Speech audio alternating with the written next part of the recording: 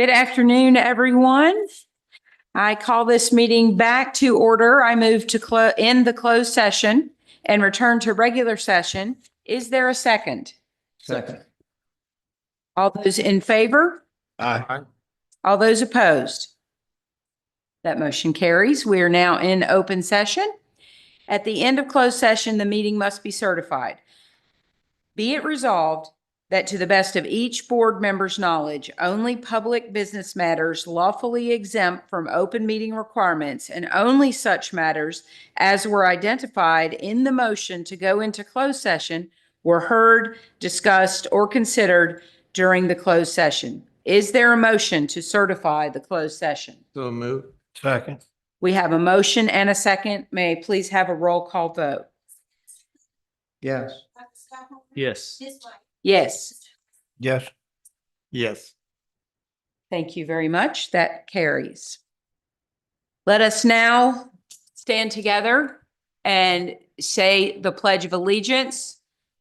Dr. Scott Horn, would you lead us today? Please join with me. Pledge allegiance to the flag Of the United States of America and to the republic for which it stands, one nation, under God, indivisible, with liberty and justice for all. Thank you. Thank you.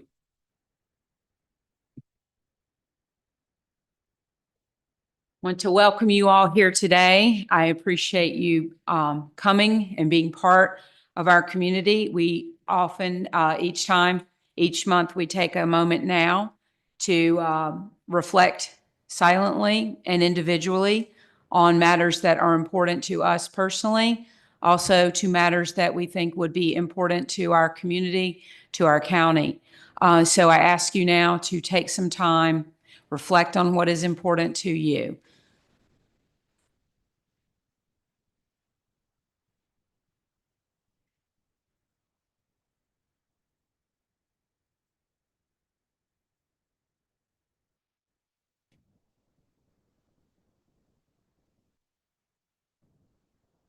I thank you all for that. Our first agenda item today is, as always, our introductions and recognitions. We are going to first ask Miss Katie Davis to come down with some news that I think we're all happy about, but she is probably the happiest in the room with this introduction. Good afternoon, Madam Chair and members of the board. So I am very pleased to present Chad Sweeney, who has filled the role of Senior Financial Analyst. He brings 25 years of local government experience, working in the areas of fire EMS, technology, and budget during that time. He additionally has 10 years experience in the private sector, working in finance and banking. Chad holds an MBA from Radford University, a graduate certificate in public administration from Liberty University, and a master leadership certificate from the High Performance Leadership Academy. He's also a certified project manager professional with expertise in program and project management and strategic planning. Please join me in welcoming him. Welcome. I assume this is a backfill of your position. That's So correct, yeah. Now you have a full team. and we are Yes, so that's why happy. I'm grinning ear to ear now. Exactly. And welcome. We're looking forward to working with you and getting to know you. And you're in great hands here. So thank you. Definitely. Thank you. Wonderful. Next, we have Chief Ferguson. We also have Chief Officer Rogers, I think, is coming down as well.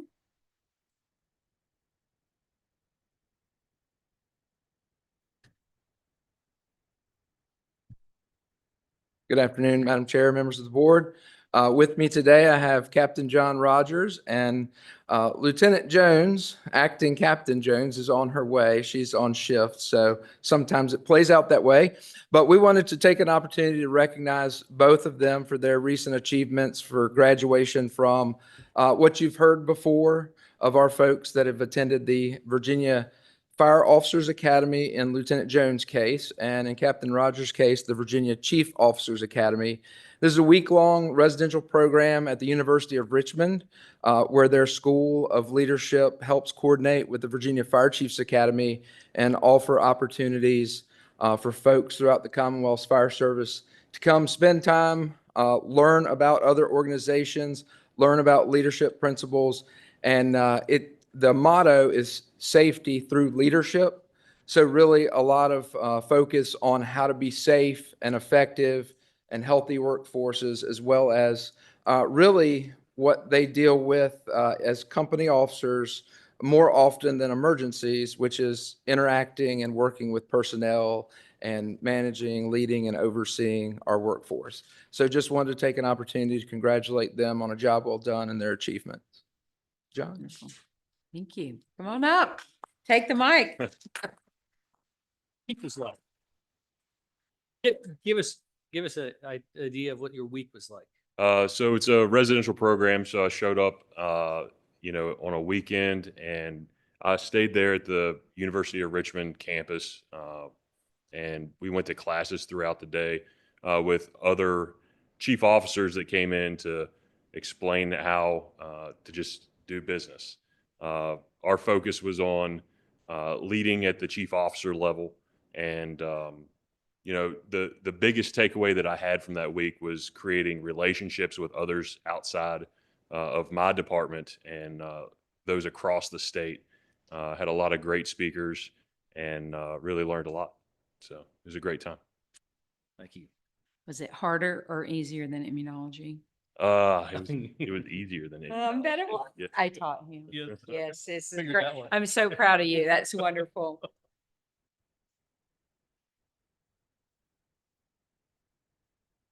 Congratulations. That's really, we're so appreciative of your time doing that, and it will benefit us tremendously.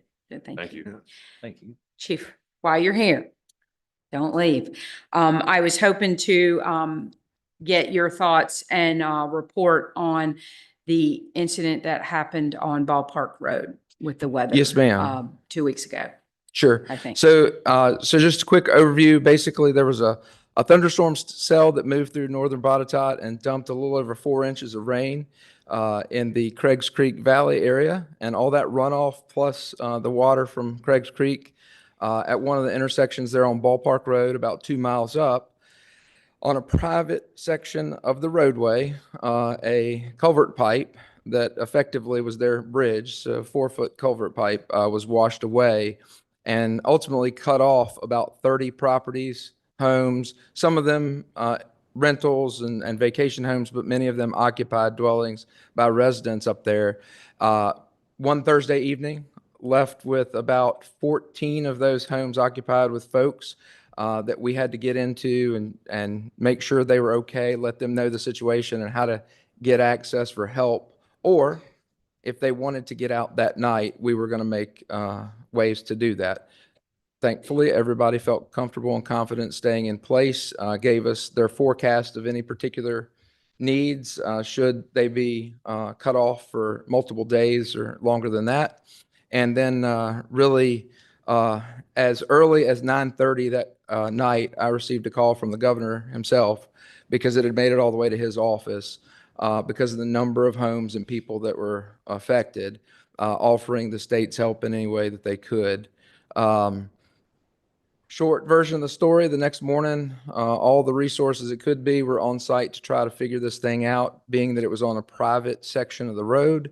That does not automatically revert to a VDOT responsibility, although our partners in the room were at the table ready to work and help get through the situation. So ultimately, we spent about 4 hours of the day trying to figure out what could we do, how could we make this thing work to restore some type of access to these citizens, because it's not just that they couldn't get emergency services, which was my number one concern if they had a medical emergency or a fire, but they could not access regular needs, right? They couldn't get to the grocery store. If they had a medical appointment, they couldn't get to a doctor, get their medications, et cetera.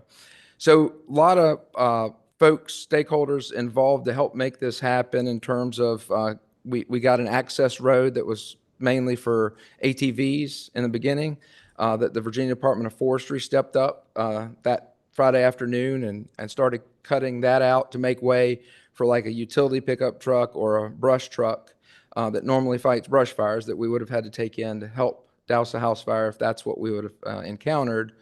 But really, by midday, we had reached kind of the end of the road as far as what public state responsibility could afford for. VDOT provided us an engineer on site. He's in the room today that helped affirm what the plan was and what the thoughts of the landowner that was closest to the culvert that kind of coordinates that community on, paying for gravel throughout the year. And long story short, we leaned in on some community partners, and certainly into the future, we want to recognize them publicly. But the most amazing swooping in of folks from Apex Energy and Faulkner Construction. I attributed it to Mr. LaRue as I thought I was on an episode of Yellowstone. There were two large black pickup trucks that showed up, a lot of fit, ready to go guys, bailed out of those trucks, and they were ready to help.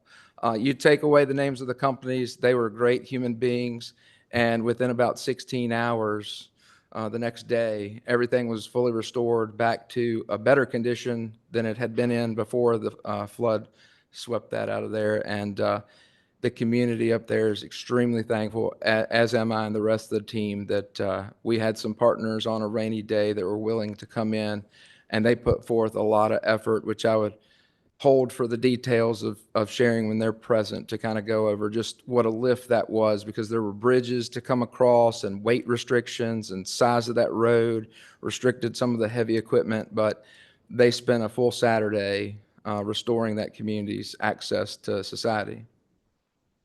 Thank you. Thank You're you for welcome. sharing that. Thank you. Chief, I don't think those types of things would happen without great relationships, and you are such a valued community member, and you put the needs of the citizens first always. We appreciate that, and a result of your work is what we see here, and I can't wait to thank everyone publicly. Thank you. And I don't want to take any of the credit for that idea. One of my cohorts in the leadership team brought that to light as a potential, should it have arisen, and it did, and team effort. So, Effort. That's wonderful. Thank you. Thank you. okay. Yeah. Lieutenant Jones just arrived, if that's Yes. okay. How awkward. Don't make her walk into a silent room. Come on Come down. on down. You're right on time. It's okay. I told them. Mr. Bud. Yeah. So this is Lieutenant Kayla Jones. She's been with us for a little over 5 years now, and she is actually in the acting captain role because her shift captain is out with a broken leg. And the day of the Virginia Fire Officer Academy graduation, I asked her if she was ready to step up into the role. And as a wise-minded young leader, she said, "When do I have to give you a decision? I've learned that I should not immediately say yes to anything." So, Wonderful. congratulations. Thank you, sir. I appreciate it. Would you like to say anything about your week in Richmond? Okay. So I can definitely say Richmond was the best experience I've had in the fire service so far. As on a personal level, I've learned how to interact with people, which is something, I didn't think I was going to be doing as well as 2 or 3 years ago, but I think this has really changed who I am as a person. It has made me a better leader and hopefully just a better, future option for this department to move into a higher position eventually. So Wonderful. Well, thank you for Thank you. taking your time to serve us better. appreciate it. Thank you. Wonderful. And our last introduction today will be from Matt Hinkle, who's going to introduce a new emergency communication radio system technician. Notice Matt is also smiling as he comes down the stairs. Thank you, Madam Chair. Matt Hinkle, your Emergency Communication Systems Manager, members of the board. I'm happy to be with you today introducing Ed Limley, who's our new emergency communications RF tech. He's going to be primarily working on the installations. I believe we spoke about it a couple meetings ago about doing the installs for the sheriff's office. Ed's been with us for three and a half weeks. We've already gotten a couple of sheriff's cars down, so he's hit the ground running. But a little bit about Ed. He hails from the southwestern portion of Pennsylvania. He comes from Kentucky. He graduated from high school in London, Kentucky. He actually has a BS in geology from Morehead State. He also has a bachelor's of science in fire arson investigation from Eastern Kentucky University. And interestingly for us, for me in particular anyway, he actually got his extra class license in amateur radio at the age of 13, which there's not many of those folks that do it in their lifetimes. And he did it at a very young age. He's worked in the oil and gas industry. He actually owned his own installation company for several years. Unfortunately, COVID kind of put the kibosh on that when he was in Kentucky. But he's also worked as a deputy emergency manager in Kentucky, as well as a deputy state fire marshal. So he's quite the Renaissance man, and we're very happy to have him. And he's going to be a great asset to our team. Thank you so much. Welcome, Ed. We're thrilled to have you. Thank you very much.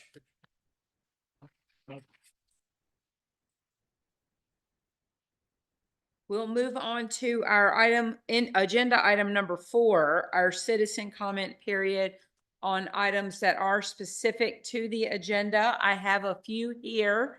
If you want to speak on an agenda item, make sure Ms. Parker has a form for you, but I'm going to go ahead and start calling these down. I think they're all related to agenda item 14, the Orchard Lake Dam. So I would like Anissa Sane to start us off. Welcome. You can speak back there or you can come down here, but please say your name and your address. Thank you. Thank you. I'm Anisha Sane. I'm Amsterdam 162 Ridgecrest Drive. My family's lived on Orchard Lake for 15 years. We specifically bought this property to enjoy the relaxation of the lake and the beauty it provides. My children grew up enjoying paddle boating and fishing on Orchard Lake. The beautiful serenity of the wildlife from heron, turkey, mallards, geese, muskrats, and an occasional bald eagle is a wonderful asset to Botetourt County and makes our county a desirable place to live. The earthen dam on Orchard Lake is co-owned by one family and the county itself, which abuts 133 acres of land owned by Botetourt County that's being developed in RM zoning, which is residential medium density zoning. This land is described on the website, the GIS, as rolling and swampy. Orchard Lake is completely owned by private citizen homeowners and not Botetourt County. In the Bill of Rights of the Virginia Constitution, Section 11 states, "No person shall be deprived of his life, liberty, or property without due process of law. The General Assembly shall not pass any law impairing the obligation of contracts, nor any law whereby private property shall be taken or damaged for uses without just compensation." If the Virginia Assembly can't pass a law to damage private property without just compensation, how can Botetourt County? Botetourt County's proposal you will hear today, which is to take down the earthen dam owned by the county and one homeowner and transfer the entire cost to the group of property owners who are incurring several types of financial damage from the county's action, is, through the Virginia Constitution, illegal. If Orchard Lake Dam is removed, my family will have a substantial decrease in our property value due to loss of the lake. My family owns about 1 acre of lake bottom. Not only will the property value be reduced by the damage, but the damage to my 1 acre of lake bottom will be immense. Here's what a trusted local Virginia lawyer who I discussed this with told me. This case could involve the legal doctrine of inverse condemnation. When a county proposes to damage private property, they're required to make a good faith offer to pay for the damage. And if the offer is refused, they must file suit for condemnation. If they fail in these responsibilities, a landowner has a right to sue for compensation. Your land under the lake will be left first, a muddy, stinking mess, and then a cracked, unsightly wasteland for weeds and vermin. The county should pay you, not tax you, to restore the mess that it makes. You have a right to sue for inverse condemnation. How can Botetourt County ask my family to pay for removing the dam, which they own, when this will not only decrease my property value, but also damage my property?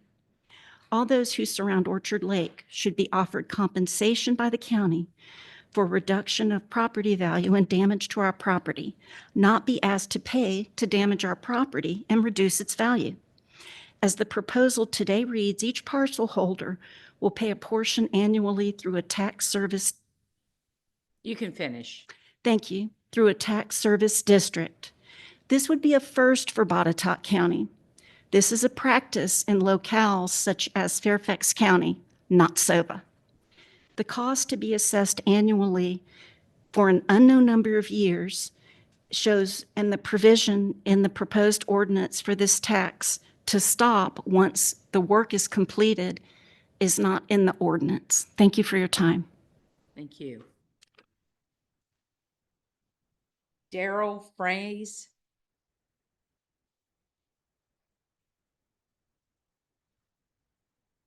Good afternoon, Madam Chair, the Board of Supervisors, and fellow citizens of Botetourt County. We are Daryl and Julie Fraze and co-owners with Botetourt County of the Orchard Lake Dam.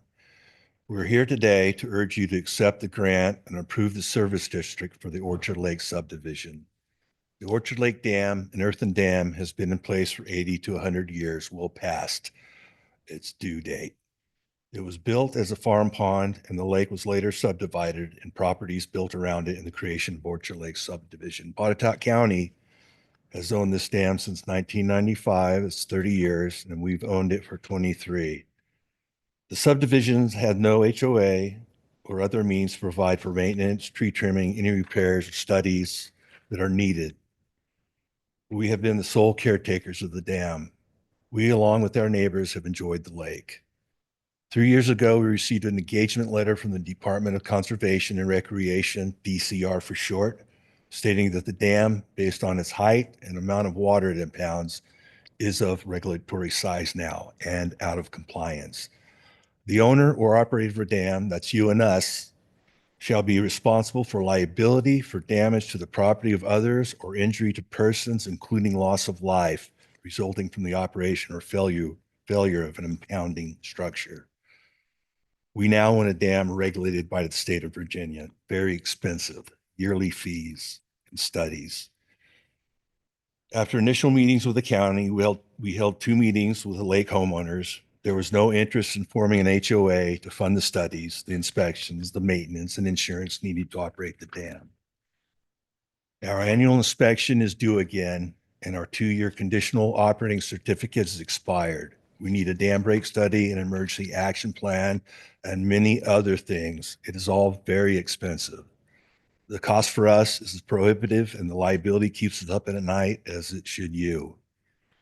We have worked in conjunction with David Mormon, local engineers, and the DCR over the last 3 years. David Mormon, thank you for your efforts on this project and pulling through the grant. We have come up with a plan, applied for and received a grant to take down of the dam, restore the stream, and repair the land as it meets the current properties.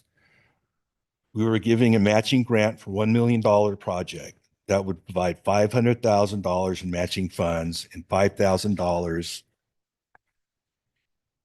500,000. Oh, 500,000 matching funds will be paid for over time by Orchard Lake subdivision funded by the Botetourt County in the form of a service district. There's also other grants available that may apply for to drive down costs. This is an opportunity that may not come again to us. There may not be grant money in the years to come. As we have seen over the last year, the weather events, both locally and nationally, have done much damage and loss of life. Thank you. And Julie Fraze. I was just going to finish we got another 30 seconds or so. As we've seen over the last year, the weather events, both locally and nationally, have done much damage and loss of life. A planned and organized dam removal with state funding is far better than an emergency takedown with no funding. An emergency dam failure would be disastrous for Botetourt County and the entire subdivision. And at what cost to our neighbors down below the dam? The time is now. We have an opportunity to plan and improve an organized, engineered takedown, restore the stream, and repair the land. We urge you, as the Board of Supervisors, to consider acceptance of the grant money and approve the service district for the Orchard Lake subdivision. Thank you. Thank you. Our final speaker on this agenda item is Linda DiNardo George.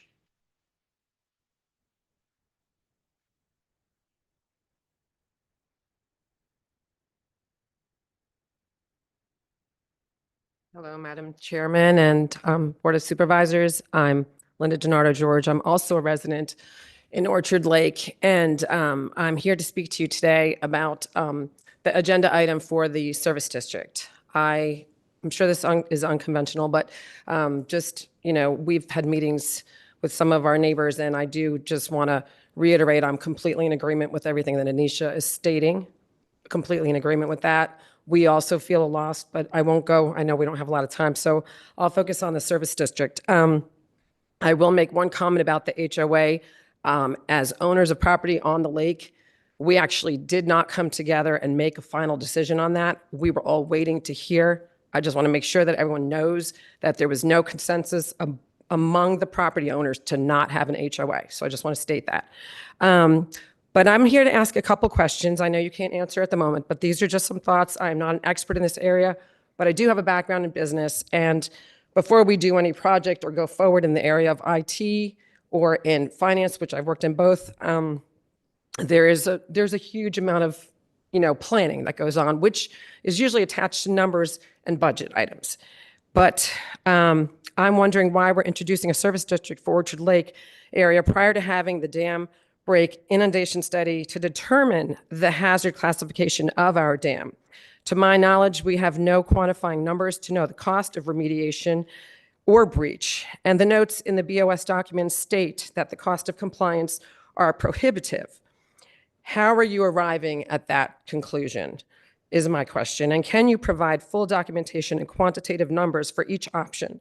And if not, then how do we know which option over the long run will be more costly? Why didn't Botetourt County maintain their part of the dam? The vegetation, the drainage, the trees, this would have helped significantly reduce the cost now to comply to the DCR regulations. If they've owned the property since the 90s, this would have not been an issue. Also, why did Botetourt County allow construction in the flood zone that is causing the issue to begin with? Why didn't they consider drainage improvements, such as improved natural artificial drainage systems to manage stormwaters and runoff better? Or by creating retention basins that would help to store excess water in the event of a flood? Looking into land use planning and zoning and reassessing your zoning laws, or our zoning laws, because I'm a resident of Botetourt, and consider stricter zoning regulations and limit construction of new homes in flood zones. Why didn't Botetourt County work towards community infrastructure and investment in improve the public infrastructure, investing in community-wide flood management infrastructure, such as levees and flood barriers, and an option would be a natural management one of green spaces? None of that, to my knowledge, or our knowledge, took place. I would just have another few seconds if that's okay. Yeah, you All can right. finish. I think also as a resident of this area, we all feel a lack of transparency. We didn't know a lot of things, and we're getting a lot of surprises in living in this community. And so I have an alternative option to propose to the BOS to consider creating a nonprofit for Orchard Lake community, which I would be on the board of, and we have a few others interested, that would support efforts to restore the lake. A nonprofit organization can also apply for grants, support efforts to save and restore the lake if it's drained or not, whether or not it's breached. Many foundations, government agencies, and organizations offer grants for environmental conservation, restoration projects, water quality improvement, habitat preservation, and community engagement related to lake waters. Also, an example of this would be the Fish and Wildlife Initiative that offers free technical, financial assistance and technical assistance. Also, we could partner with local universities such as Virginia Tech and offer internship programs for engineering students seeking practical experience. And we could become a project for Virginia Tech if they were willing to take us as a project for the studies of their students. This can enhance the capabilities of our nonprofit for lake restoration and also provide budding engineers with valuable experience and skills in environmental conservation, thereby fostering a new generation of professionals committed to sustainable practices. And the best part of my proposal is that it would all be tax exempt, and we would avoid having to create a service district in the first place. Thank you. You're welcome. Thank you for your time. Thank you. We will further discuss that at agenda item 14. Anyone else wanting to speak on an agenda item today? Seeing none, we will move on to the consent agenda, which I am assuming everyone has had a chance to take a look at. Do we have any questions? If not, do I have a motion to approve? So moved. Second. We have a motion and a second. Any discussion? All in favor? Aye. Any opposed? The consent agenda is approved. We will now move on to our friends at VDOT. Mr. Blevins, if you would like to come down and give us our monthly update. I would like. Thank you for having me here again this month. As far as our update items, not a whole lot of stuff new. We do have resurfacing underway around the county. It was left off of the agenda on yours, but we do have a traffic engineering work order that's under review for Bruce Mill Road, based on some requests that we came in for through trucks and speeding and safety concerns. That will be on the agenda for next month. We've taken some counts, but that's still under review. For site plan reviews, we've got several there. Some have been, we've been waiting on return, resubmission. As far as permits, we've issued 15 this month, most of those being utility permits. As far as residency projects, as we've talked the last few months, the one out here at International Parkway and 220 is complete. The project at Hunter's Green is complete. That FDR is complete. I haven't been through it yet, but I've told it looks really good. And the I-81 project, 116201, from 143 to 150, that project's underway. Mostly just shoulder strengthening right now with some shoulder closures, and that will come up again in item number 7 after this for some approvals that we're asking you of. As far as planned routine maintenance, we are doing some mowing. We've gotten a lot of complaints from citizens recently. We had a wet July, and August has provided a great growing season for us for the month. Grading on gravel roads, mostly responding to different work orders for that. Again, it's the same for most of the areas, maybe some pothole patching here and there, and then some patching ahead of the schedules that are underway that I mentioned earlier. Does anyone have any questions or any concerns for me? So we'll go down the list. Supervisor Michael, anything from Blue Ridge? Yeah, I wanted to thank you for your response on Short Road there. Looks like we will pursue that in the future. For a roll rustic. Okay. In Castle?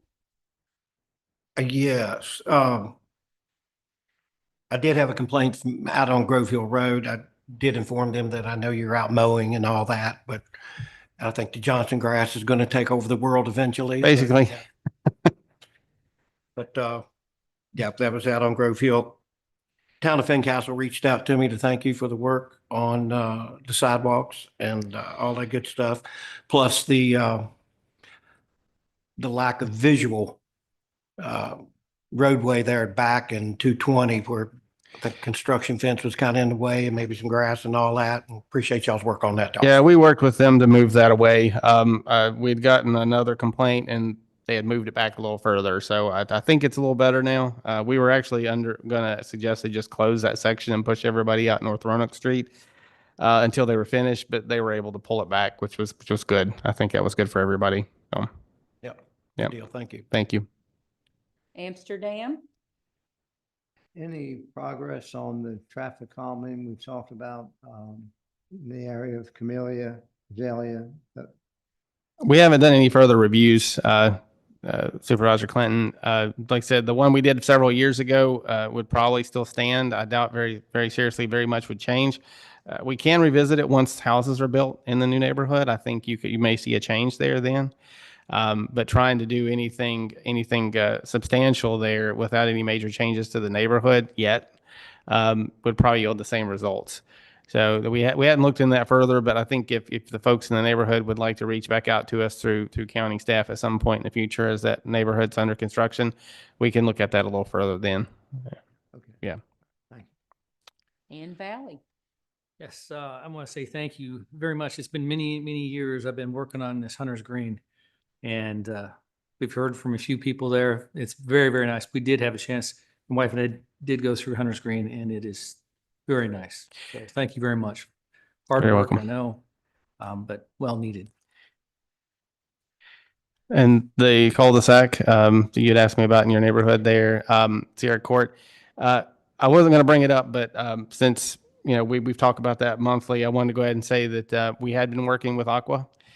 Recently, we had a meeting with them, and now Aqua is saying that they're not going to repair the pavement. I'm not sure why, but that they kind of pulled back on that and said they hadn't put anything in writing. So I'm trying to reach out to the owner or at least the boss of the person that was out in the field a couple weeks ago. I haven't got him to call me back yet, but we're going to try to push on that a little bit. If he doesn't, then we'll end up having to do some of that work. Just wanted to let you know about that. So. You're welcome. Thank you. And the only thing from Buchanan, you have received high commendations on the work on Pico Road. That was very much appreciated. I think the campers and the trucks are passing through there much easier now. So thank you for that. You're welcome. Anything else for Mr. Blevins? I forgot to thank you for the work on Glade Creek Road. Very good. Yeah. Thank you. Thank you. Glade Creek. I'm going to stay for item number 7. It has John McCoy's name on it, but I may be able to help just the same. And I John, was going to say we're sticking in the transportation theme here. So yeah. John, if you want to come down and we'd love to hear from both of you all.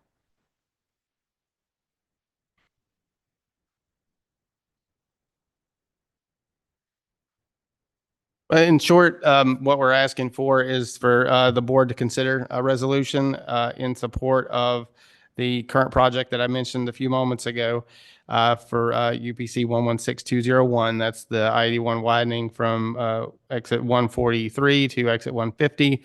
What you are supporting are the changes in limited access. This is pretty standard. Your support from Roanoke County and also Botetourt County is just helps support the CTB and making those changes. There are several small changes around culverts or maybe in areas where we're going to have some future stormwater management. The only place it changes fairly significantly is around exit 150 for the new ramp. So there is that change there, but other than that, it's fairly normal, fairly standard. You do have some plans in your packet there if you'd like to take a look at those. And also, I have the construction manager here with us today. Todd Repass is here. He's sitting there in the middle beside Andrew. So if there's any questions I can't answer, I'm sure I'd be happy to help. Thank you. Mr. McCoy, anything to add? Nope, Brian's way smarter than I am, so I think I'll let his comments stand. The resolution's there for your vote on support there. Happy to read it if you need me to, but otherwise it is there for your consideration. So this resolution that we're considering is on page 58 of the packet. If you want to take a minute to review that, and let's ask these two experts any questions that we have. Mr. Blevins, this is a matter of curiosity. silt fences have been installed along quite a bit of that route. Does that imply earthwork is going to begin in the foreseeable future?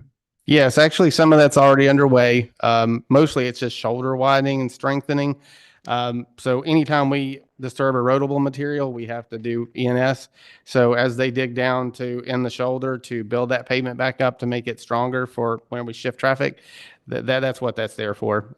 There'll be more later, but this is just the initial phases of construction. What kind of time frame are we looking at? 2031 for completion. We do have plans to do a Pardon Our Dust meeting. We were looking sometime this fall, but it looks like based on current conversations with the contractor, they'd like to push that till January.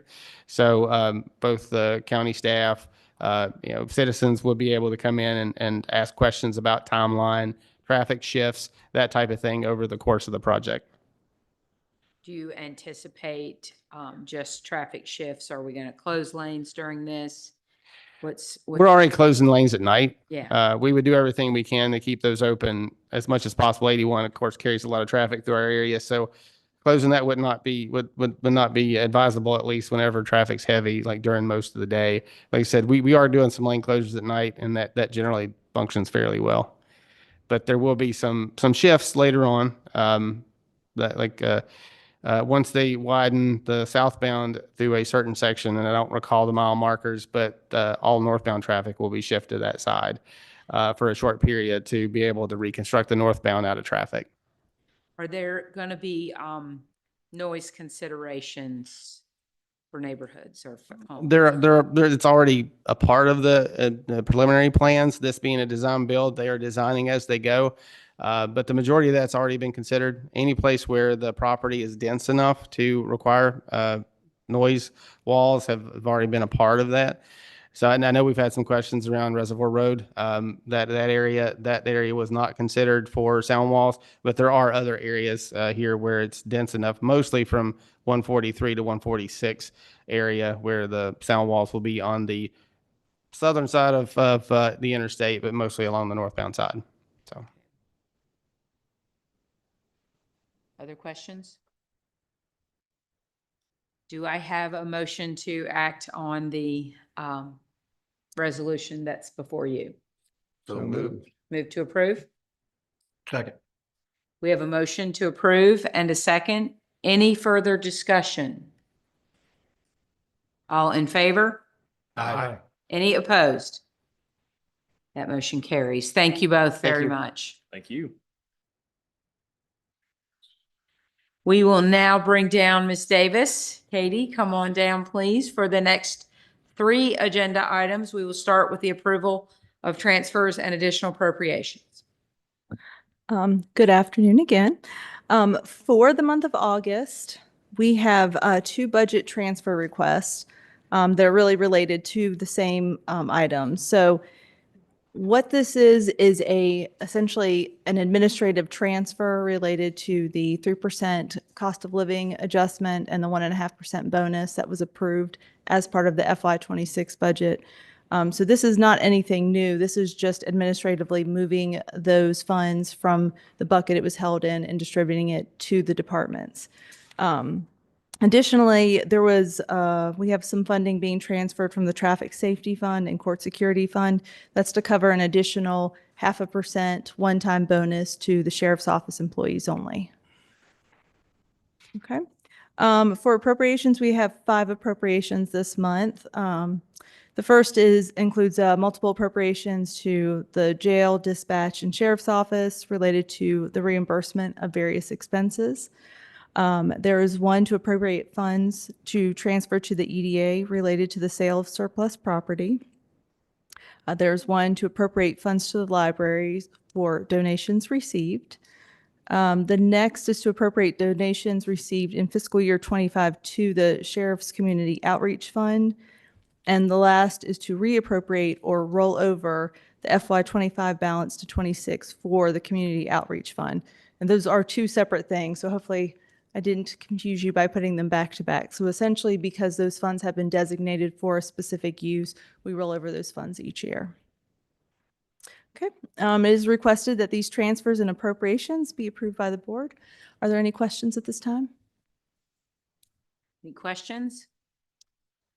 Madam Chair, if there's no questions, I move for approval. Second. We have a motion and a second for approval. Any further discussion? All in favor? Aye. Any opposed? That motion carries. Thank you. Next, we will talk about accounts payable and ratification of the short accounts payable list. Yes, so for the month of August, total expenditures totaled $2,087,433.16. Notable disbursements for the month included $67,000 paid to VFIS for accident and sickness insurance for FY26 for fire. $84,000 paid to Tyler Technologies for an annual subscription for our tax system used by the Treasurer's Office. $50,000 was paid to the EDA for the Small Business Grant Program for fiscal year 2026. $300,000 was paid to the YMCA for the FY26 annual contribution as per the agreement we have with them. And finally, for Visit Virginia's Blue Ridge, there's actually two separate checks. So one for $102,000, and that was for the remaining FY25 contribution, and then $52,000 for the first quarter contribution for FY26. Those all just came in at the same time. So are there any questions regarding the requested accounts payable?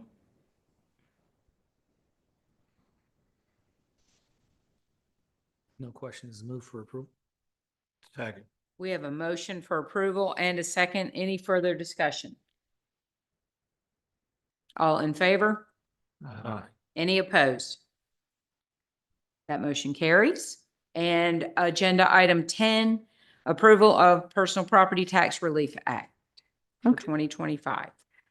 Yes, so this is for the Personal Property Tax Relief Act, or PPTRA, which, as you mentioned, goes back to December 2005.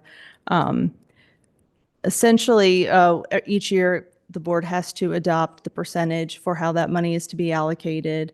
As some history, the method that was created at that time was to apply the tax relief to vehicles valued between $1,001 and $20,000, with no taxing of vehicles having a value of $1,000 or less.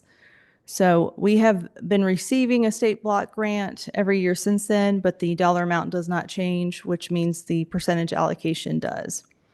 And initially it was 70% prior to 2006. In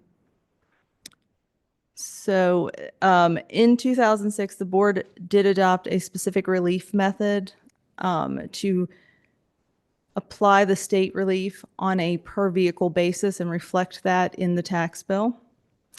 So what we are requesting for this year, 2025, based on the projected values, is a county reimbursement of 41% that will be provided to the county citizens with the $3.4 million state block grant. And for reference, for 2024, the approved relief percentage was 42%, meaning the taxpayer burden was set at 58%. So obviously that will increase slightly this year and shift from 58% to 59%. And really there's a few factors that come into play with this.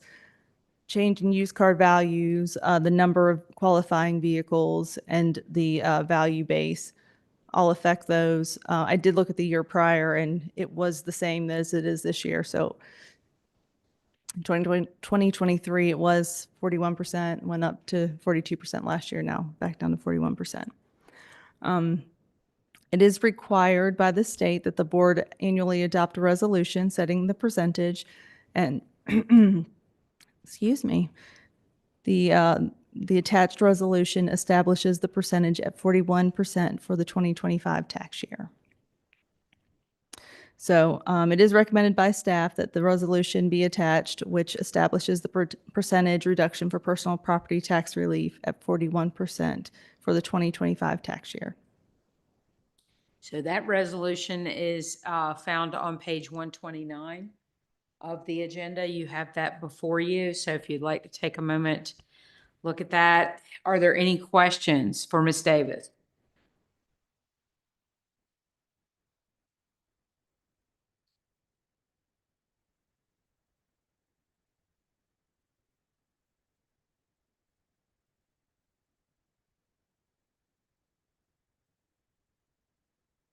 So if there are no questions, I would ask for a motion.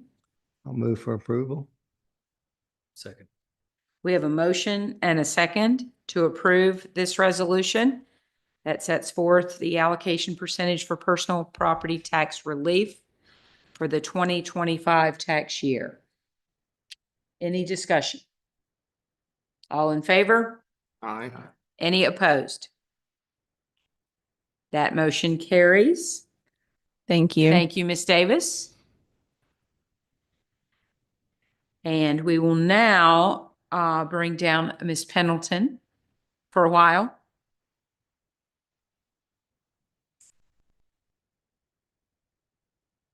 We have 2 agenda items. At 3 p.m., we'd like to open a public hearing. So we can begin that conversation now. We can learn about that, and we'll open the hearing after you all explain it.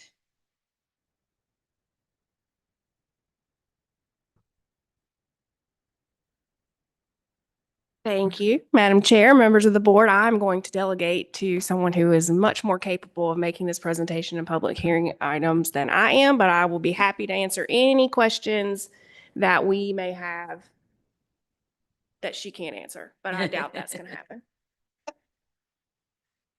Good afternoon. Let's see.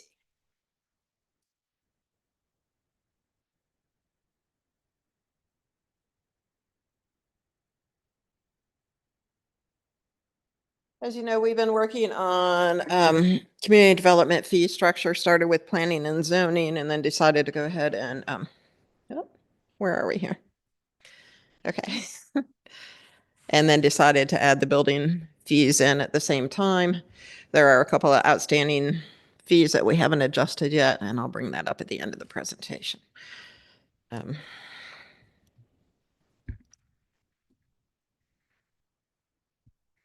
What button do I hit to make it go? There we go. Okay. So many of the fees related to planning and zoning were last updated in 1998. Others were updated in 2002, 2005, 2017, which is why we started with those first. The building permits and inspection fees were last updated in 2005, so it is time. Staff conducted a comprehensive review, starting with the goals of improving efficiency, expanding services, shifting the burden from the general taxpayer to the end user so that the general taxpayers are not absorbing all the cost of development, recovering the direct costs as much as we can, controlling costs for small businesses and individuals, and continuing support for agriculture and preservation. Those were the goals we start out with. There is some enabling legislation from the state that allows us to charge for permits and such and notices. And then, of course, in the county code, there is also language. On the building side, same thing. The county code addresses the fees that we can charge.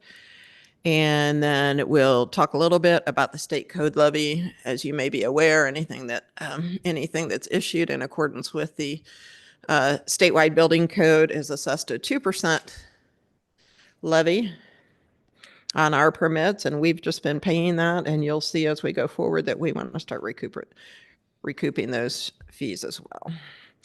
So currently we are not charging for plan reviews, business occupancy inquiries, conservation easements, ag building zoning compliance, and I know that's a sensitive subject. We're not, of course, putting building code requirements on the ag, but just a simple fee for the zoning for a new building in that area, just to make sure that it's an appropriate place and use for that building. Accessory building zoning compliance, zoning inspection or consult, technology costs. As you know, we are moving more and more into permitting technology and a variety of different technology programs, and we haven't recouped any of the costs for that. And then, as I said, the state levy pass-through fees. In addition, with the cost of newspaper ads has gone up quite a bit since 1998. And we'd like to start recouping a little bit more of that. Some of the cost, if we only advertise in Cardinal News, are a little bit less than the local paper, but it depends on what type of ad we need to run, how often, and such. So those have been adjusted as well in our proposal. And then hearings that have been tabled at the request of the applicant or re-advertised or re-noticed have not been recovered. And we haven't charged extra fees for third or subsequent reviews of site plans. So we reviewed a variety of localities, counties, and local cities and towns. In our comparison, some of them are just as old as ours. Some of them are newer. The building codes, for instance, with Roanoke County, they just redid theirs last year. So that we relied quite heavily on them. Just to give you some perspective, right now, if you look at just the operating expenses of the Community Development Department, we're bringing in about 49% in revenue against what we're expending in that department. When you add the capital expenses in the budget, that's only 38%. And most departments try to recoup more from that so that it's the people that are building and developing that are paying those fees rather than the general public. I want to give you an example of some of the building fees that you'll see in your chart have changed, but we wanted to just kind of let you know what that meant. So if somebody, we separated out residential and commercial for, so residential, if somebody's building a $200,000 house, right now they're paying $1,180. You can see that Roanoke County is in the same ballpark. Roanoke City is a little bit higher. Our proposed rates, the way that we have done them, would be $1,240. So a slight increase. For $800,000, though, we go from $2,989 to $4,840 for residential. And then for commercial, we're looking at $1 million project.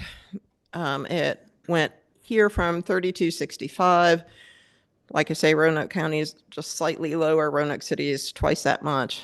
And then our proposed would be $6,040, which is still lower than the city of Roanoke. And the value, $5 million commercial project, jumps substantially and is more in line with Roanoke City.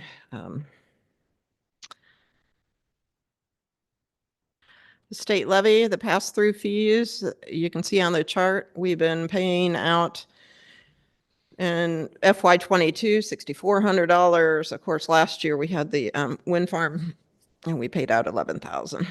This is money that we would recoup as an add-on fee to building permits and just pass that through to the state. We're not keeping any of that. That gets passed right through to the state rather than coming out of the taxpayers' pockets. So some of the proposed changes are the technology fee as we transition to the online application processes and more technology. There's an expense related to that that provides a great convenience for developers and residents. Roanoke County now charges 5% of all permit issuing fees, and we are recommending the same. The localities we found were anywhere from 2% to 10%.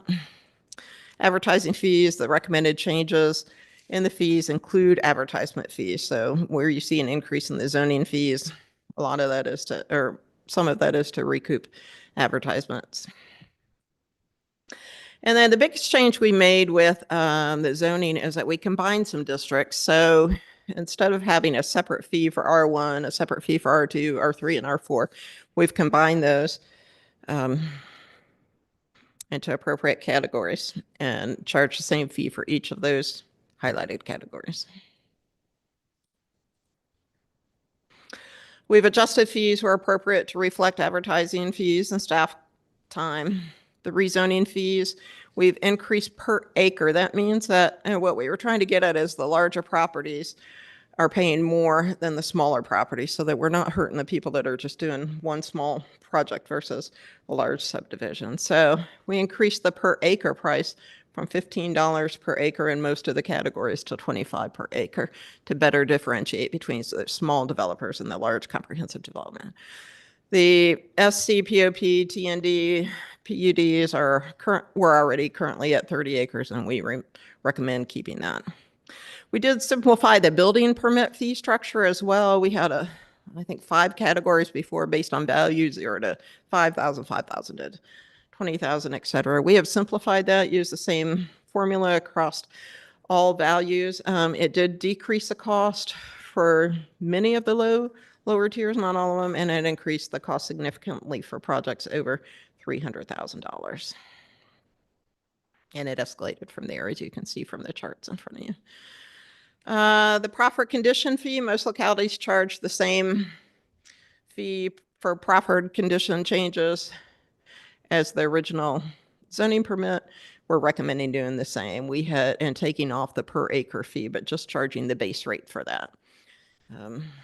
And then we're adding new fees for single family dwelling and duplex, addition or alterations, manufactured dwelling, single family attached, residential accessories over 256, swimming pool, non-residential or multifamily, and a category of others. And those are all in your chart attached to the resolution.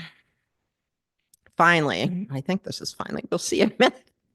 Added some new fees for zoning permits and other zoning services. I mentioned the second bullet down is agricultural building. Again, that is people come in and get a zoning permit, not a building permit, but just so that we know what building's going on there, where it's placed, make sure that everything falls into line. We're reviewing those, and so we're charging a slight fee for those. And then we've added separate fees for, or changed the building permit, separate fees for commercial and residential for such items as certificate of occupancy, reinspection, expired permit, and building permit refund. We did add a refund policy. We've never had one before. And we right now are replicating what the Roanoke County does, which is saying if you get a refund, we will retain 25% of that fee. So the next steps, we do have a few more items, but we wanted to get this going first. So coming soon next month, hopefully you'll see fee structure related to land disturbance, erosion and sediment control, stormwater management fees. There's only a few of those, but we just needed a little bit more time to study their impact. I should go back and say Roanoke County hasn't updated theirs recently. We have been looking at a wide variety of localities, particularly ones that are dealing with the bigger projects. I think last month when we talked about the bonding, we didn't set a fee on that, so we'll come back with that as well. We do know that there's some text amendments related to the building code that will come hopefully next month with your encouragement. And then, like I said, the refund policy, we do want to take a second look at that. Although we replicated some, like I say, Roanoke County, we do think that there are some times that we probably want to keep a minimum that 25% isn't, if we've already gone through the whole reviews process and our staff has spent a whole lot of time, 25% of the project cost might not be enough. We're thinking a minimum of $200 that we recoup. So there's the motions when you get to that item. Questions or comments for me? Any questions? Yes, ma'am, I do. I don't know where to begin. This is a lot to absorb. I say I'm not sure where to begin my comments. Okay. Because this is a lot to absorb. It is a lot. The big question, I think, is valid, that some of these changes are overdue. How we came to these changes is hard to comprehend, and even harder to comprehend is maybe this isn't an issue, but how all these, what some of the unintended consequences might be. We can look at little pieces of this and say, oh yeah, that one's okay and that one's okay, but some of those pieces come together in the overall project. And I don't know about anybody else, but it's more than I can absorb at one sitting. So I'd be interested in knowing where all this came from. I mean, to your credit, you did show comparisons with Roanoke County, Roanoke City, and so on. As an aside, I'm a little bit disturbed that ours, I think this is true. Again, it was a quick look, but our proposed fees in general are quite a bit higher than Roanoke County. A little bit concerning, but the bigger issue is how in the world can we absorb this in one sitting? And I'm inclined to say let's have a work session to better understand what we're talking about. Thank you. Those are some really great questions, and I may try to provide a few answers. So we've actually been working comprehensively on a fee schedule update for 3 years. We've actually had worked with Ms. Davis 3 years ago. We've been working revenue numbers, and we have been working to really try to figure out what the best path forward is. And so the guardrails that were in place and have been in place for the past 3 years was keep the fees lower than the adjacent localities, increase our ability to recover costs, so that we are not passing the end cost of development on to the private taxpayers, and also keep the small folks, the contractors who are doing additions, the homeowners who are doing renovations, those kinds of things, keep those costs at a minimum, recover what we can, stay lower than in all the other localities in that regard, and also do not maintain the development, rural preservation and agricultural operations, and do not add any additional charges for conservation easement requests, those kinds of things, to better support preservation and agricultural, continuing the agricultural character in the portions of the county. And so those were the guardrails that we operated within. Where we got stuck, where Ms. Lawrence was able to come in, and with the new team members that we have in, was trying to figure out how those comprehensive list of fees did end up once we put it all together. So very recently, we were able to see some of the more recent updates that the county and the city and other localities did, to see where we fell in line. Now, you will see only on those commercial properties that increase that shows it to right now be a little bit higher than Roanoke County. But if you look at a base level for all of the original or the small fees that we charge, they all stay under. All of the other localities, there are maybe 2 or 3 exceptions across the board where we were already higher to begin with, or we had previous board members who would say, for example, we had one board member, Williamson, say these fees for a BZA determination or something were too low and that we needed to change them, even though they were still higher than other localities. And so those were the kind of guardrails and directions that we had into play. And we were just able to get it over the finish line with a little bit of lift. Well, it's a lot of lift. It was a whole lot of lift to help kind of just get everything over to be able to look at what those packages of fees look like. What we're finding is that folks, larger industrial users, are really, sometimes they'll even say to let us know that they're very surprised that the fees are where they are. And so we wanted to try to capitalize on the opportunity to, again, offset the taxpayer burden for the development sooner rather than later. But definitely, to your point, it is a tremendous amount of information to synthesize. Is there any, other than revenue flow, is there any particular deadline that you're facing, or even a convenience date to finish this? I will tell you one of the things that we are struggling with, and you'll hear about this, our biggest challenge is folks who do not want to do things right the first time or right at all. It eats up 90% sometimes of a week for me, and even more for staff. And so one of the things that this does is, by charging those re-review fees and charging for some things that we did not originally charge from, we're ensuring that the quality of the work gets submitted the first time is much better, so that we're not having to do that work for them. And that's been something that's really taxed staff for quite some time. And then any other, potential projects that we know are coming down the pipeline that we want to go ahead and get those fees enacted so we can get that kind of revenue from before they submit applications for.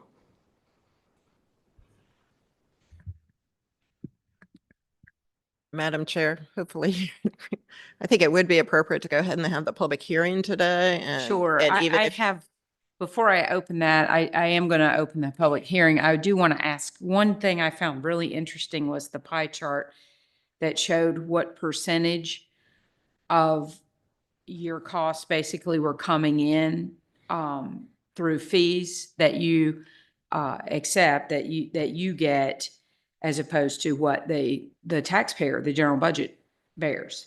I thought that was a really interesting way to look at that. And I'm just going to ask you two, as professionals in the business, is there a gold standard that municipalities look at as to what percentage should come in through fees and that sort of collection?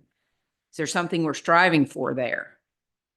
I was told 98%. I don't think you're going to get there Holy moly. because Okay, that's what And another thing I'll add to that is the state code specifically says the money that's generated from building permits only is to be spent back in that department. Well, we've never been at a point to be there. Right. I just thought that was, so thank you for shedding that light on this. I think that's a really interesting way to look at it. So if a project costs, $1,000, you're collecting 500 of that through fees. The rest is coming out of the operating budgets. Okay. our budget, yeah. Okay. Other questions? Or I'll go ahead and let us open the public hearing since we're 3:15.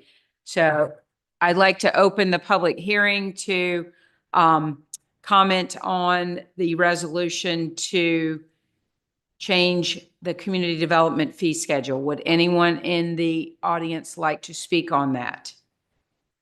Yes, sir. Come down.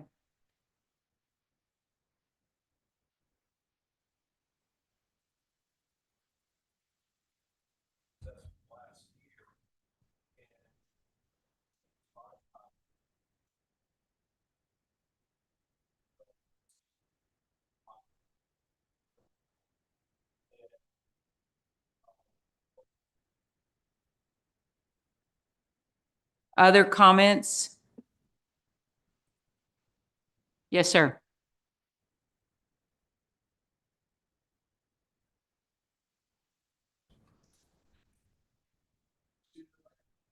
That is part of when we advertise. Yes, sir.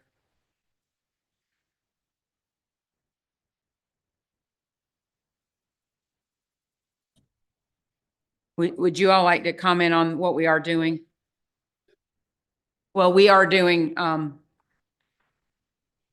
I mean, I State can code lay out. mandates. Go ahead. Yeah, state law says that you have to advertise in certain places, and whether that's right or wrong, the General Assembly gets to tell us where to put it. What's that? Yeah. If the state says. I will say, I know that, and you brought this up, we're trying to do some advertising in Cardinal, which is free. No. Or we still have to pay? I thought it was free. No, we have to pay for it. Oh, But okay. It's It's free to. It's cheaper. To people, and it's cheaper, and it's free to the public because they can go online and read that. Okay. But they had to go through a pretty involved process before the circuit court in order to get the right to do that instead of a physical paper newspaper. Okay. Excellent. Thank you for that question. Hope that clarifies a little bit. Other comments regarding the fee structure? Seeing none, I will close the public hearing. Further comments or questions from the board? In terms of our process to get to where we are, did we consult with let's say the construction industry at all? And I know that's kind of asking the fox to guard the hen house, but I'm looking for broad input. So actually, part of this was spearheaded by the Stormwater Committee from a couple years ago, because they would rather pay the fees that are in line with industry standards than deal with the delay and the backlog for folks who were not doing things the right way. So some of the fees that we had mentioned, we did run, not all of them and not not the specific numbers, but they were supportive of at that time of doing a comprehensive assessment and update to the fee schedule for that reason. Okay, thank you. Yep. Other comments, questions? I can't believe it's been 20 years since the adjustments. I know they were done a couple of times back, actually, when I was working here. But inflation, cost of everything out there, gosh. I can see what we're trying to accomplish here. So do we have a motion to act on this resolution?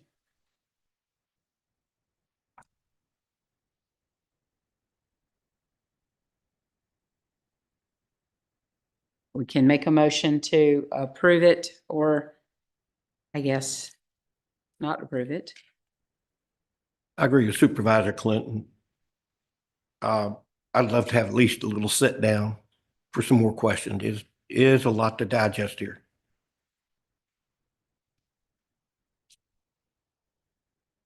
So would you like to put that in the form of a motion?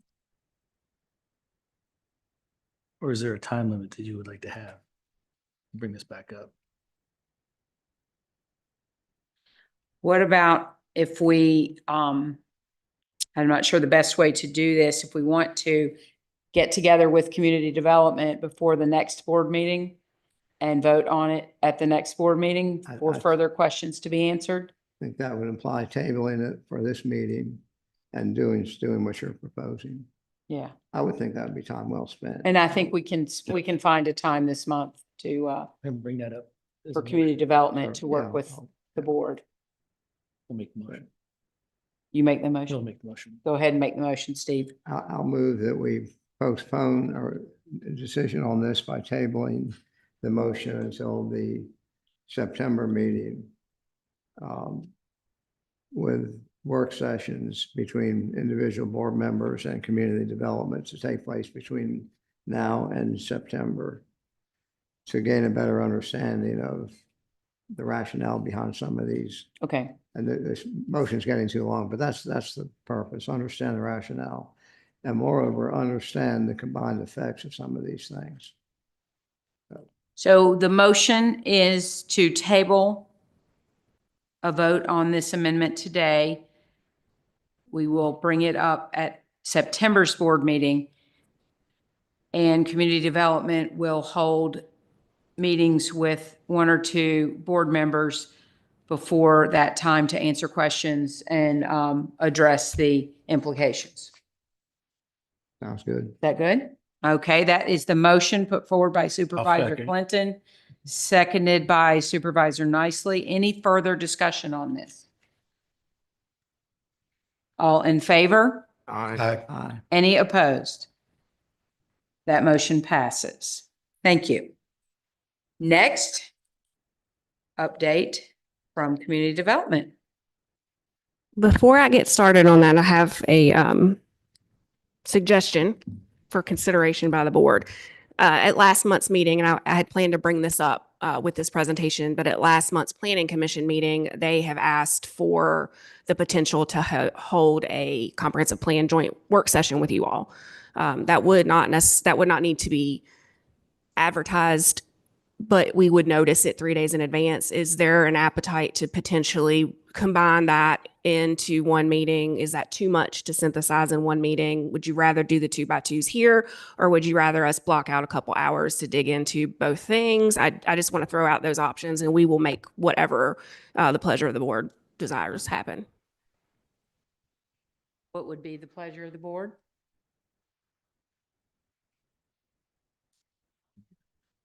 Pardon me? Schedules and stuff. Yeah. A joint work session with Planning Commission. Which is a good idea. Yeah. And do we want to include the discussion of these fees? Or have the discussion of the fees in addition to that? I sort of see what we just did as separate from the issue that we're talking about with the Planning Commission. So yes, so what I'm hearing is yes to a joint work session with planning, but we would also then like to have the individual meetings to discuss the fee schedule. The fee structure, yeah. Okay, We'll set that up. thank you. We will be in touch. Thank you. I'm going to ask Mr. McCoy, Mr. Bowles to join me.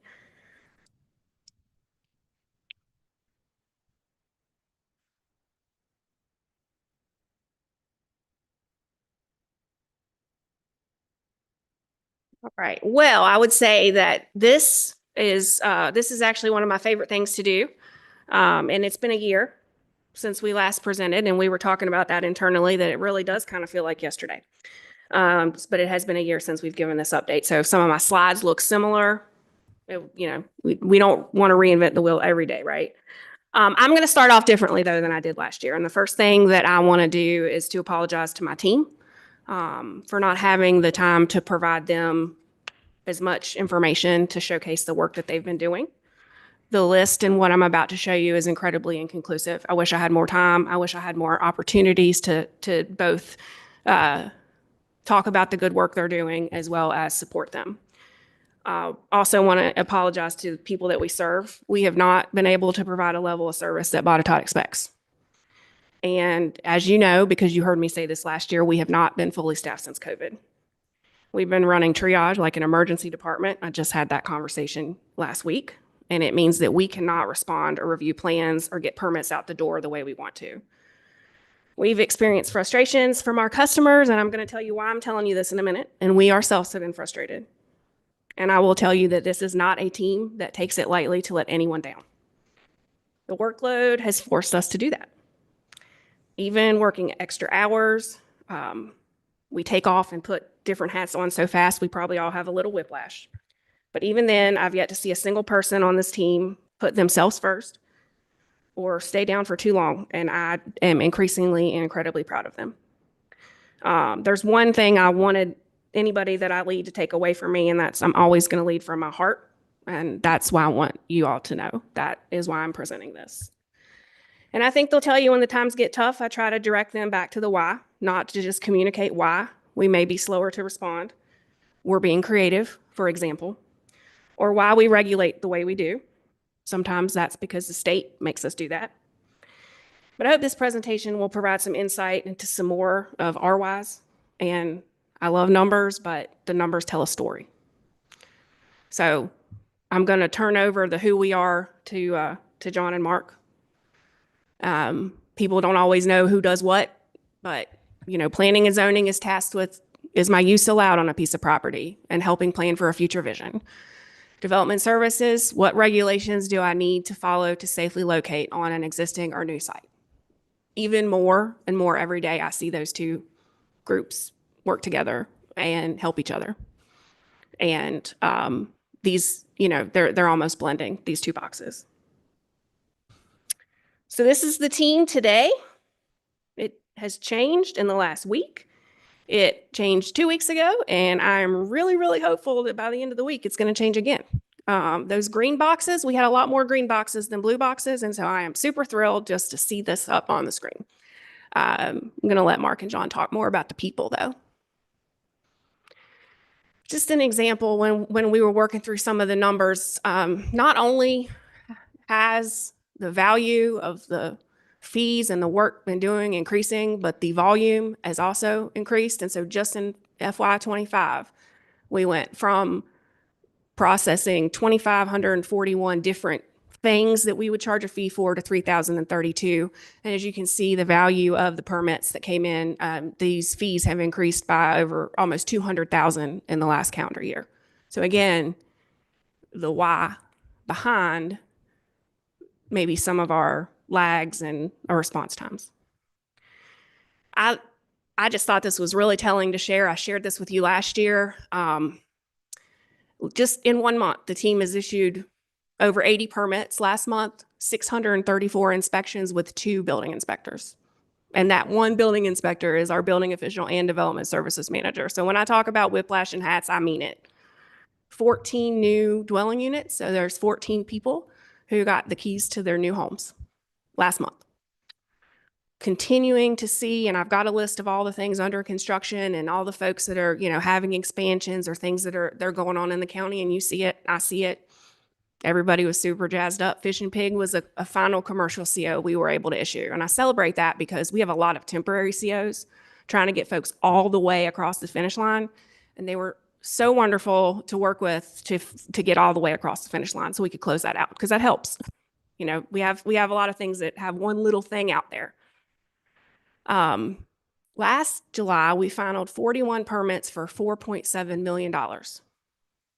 That's the value of those permits.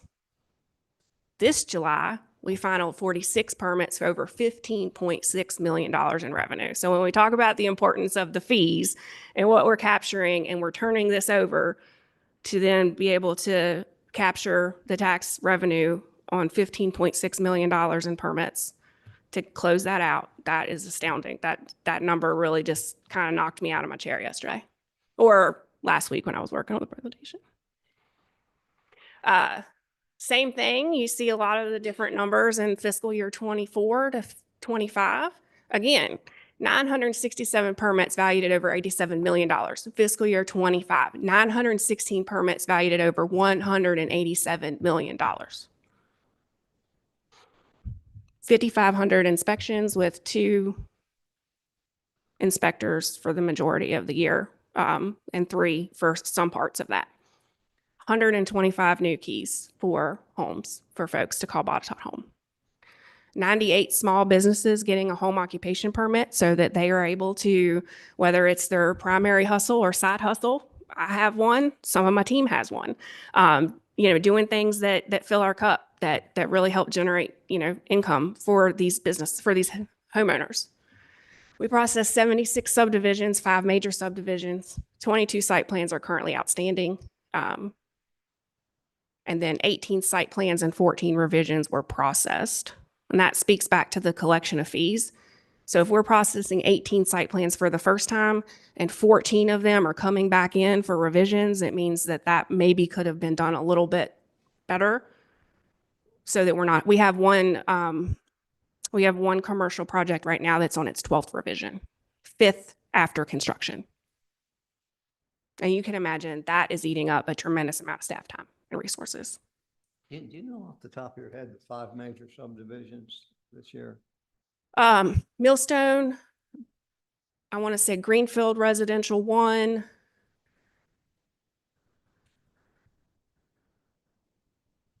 That's okay. Fieldstone. Did you say Fieldstone? Millstone, Fieldstone. I can get them to you. Yeah. Greenfield and Delville Town Center. Final phase of Delville Town Center. So that's 4 of the 5. And one of them, it could be if there's infrastructure involved, and even if there's some that were maybe smaller lots but still had infrastructure, so we label those as major. But they take a lot of staff time. I'm not going to read this out, but this is everything under construction, getting ready for pre-construction. I can't tell you, I think Gail issued probably 15 pre-cons in 2 weeks, a couple weeks ago. You saw some of the social media posts probably of all the work currently under review in our office at some phase of review. So somebody's looking at those plans. And then just yesterday, we spent the day with Google to come in and talk about pre-application. So there's just a tremendous amount of work going on. I'm going to turn it over to Mr. McCoy to highlight some of the successes and his amazing team. But before I do that, wanted to tell you just kind of my thoughts about John. He really leads with grit and heart, and he shows up for people. He gets the details right, and he does not back down when things get tough. I know he's going to come up here and tell a joke. He's a bright and funny guy, but some of his best work is not flashy. It's happening quietly and behind the scenes, but it matters just as much. He's keeping his team sharp. He's clear on the mission, and he's growing his professionals a lot every day. So.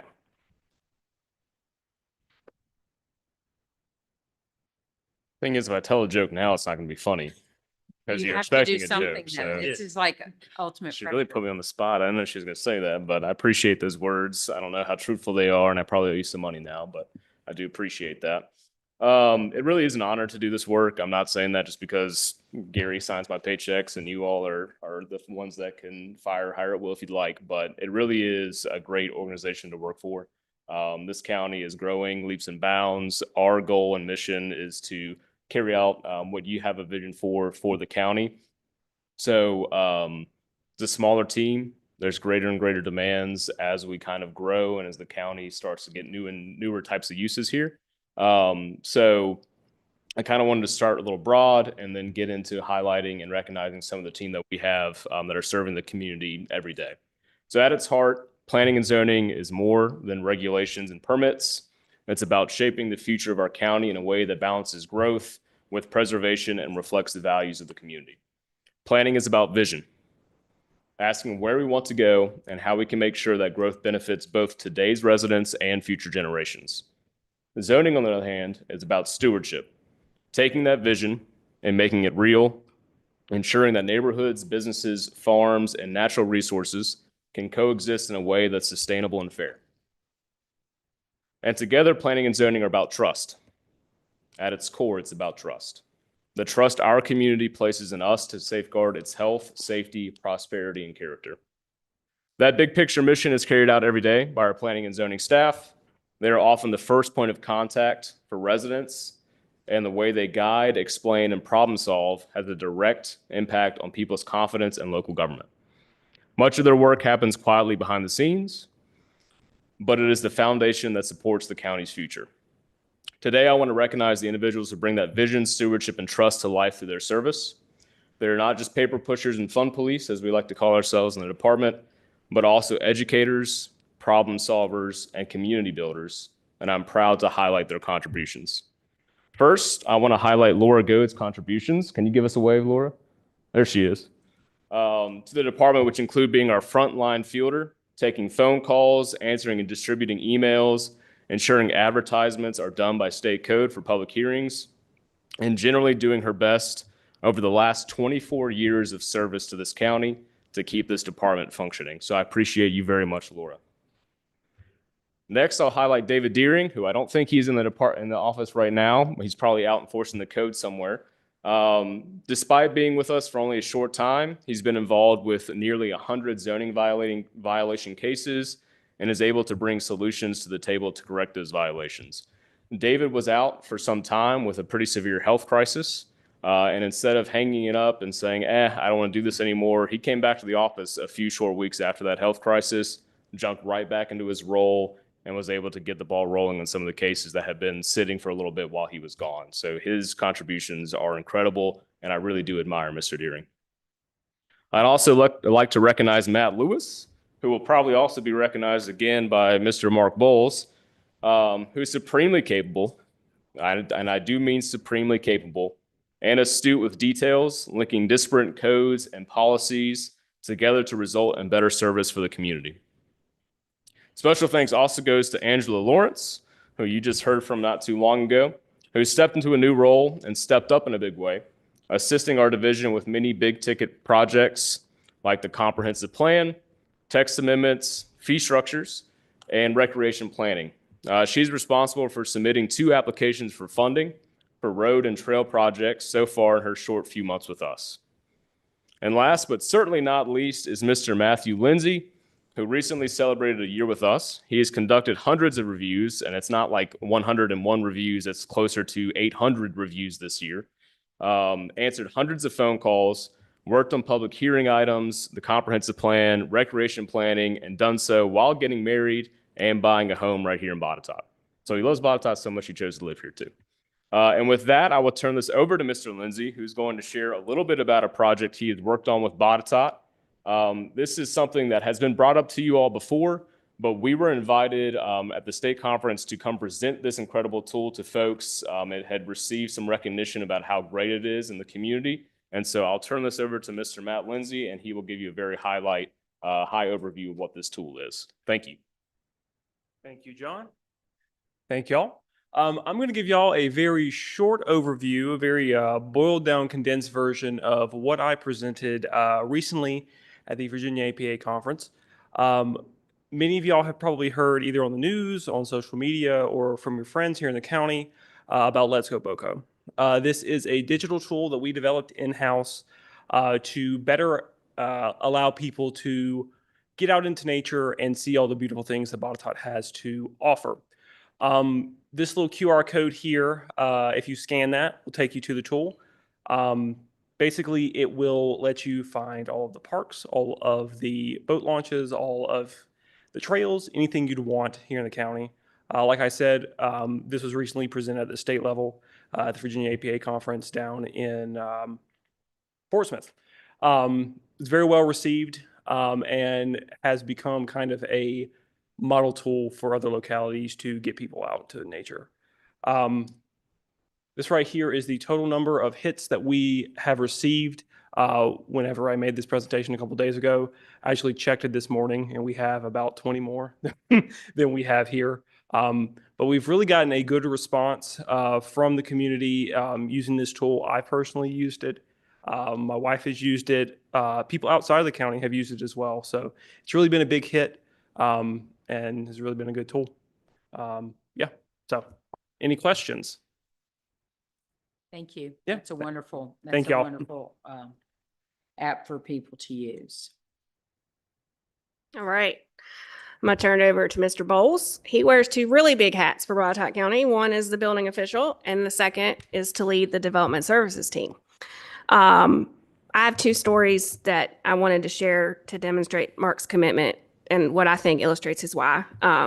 It might have been Labor Day last year. I'm not sure, but it was one Tuesday. I came into the office. We were catching up, and Mark said, "Well, I met with the gas station owner and the engineer on site and got them back opening." And I said, Did anybody ask you to do that? Did Mr. LaRue or Mr. Mormon or somebody else ask you to do that?" And he said, "No, it was a holiday weekend. Can you imagine the money that gas station owner was losing by not being open? No, I did that. It was without question the right thing to do." And doesn't want any accolades for it.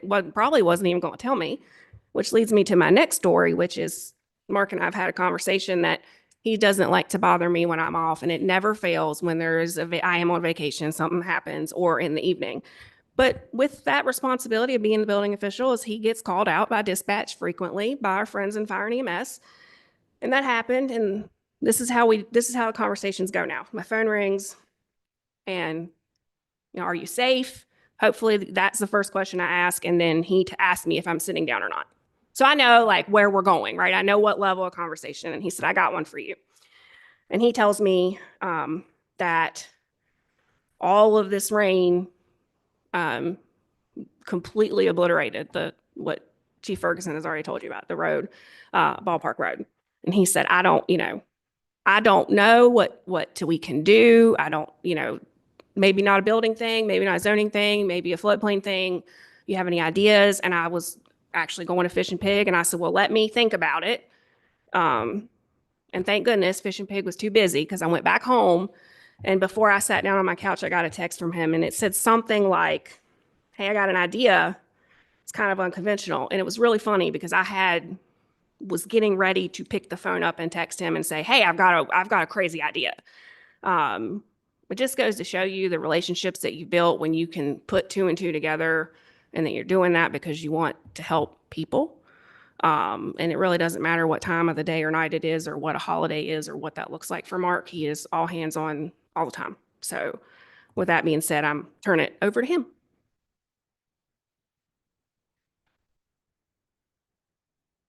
Thank you, Nicole. We're all here to do a job, and we're dedicated to doing that.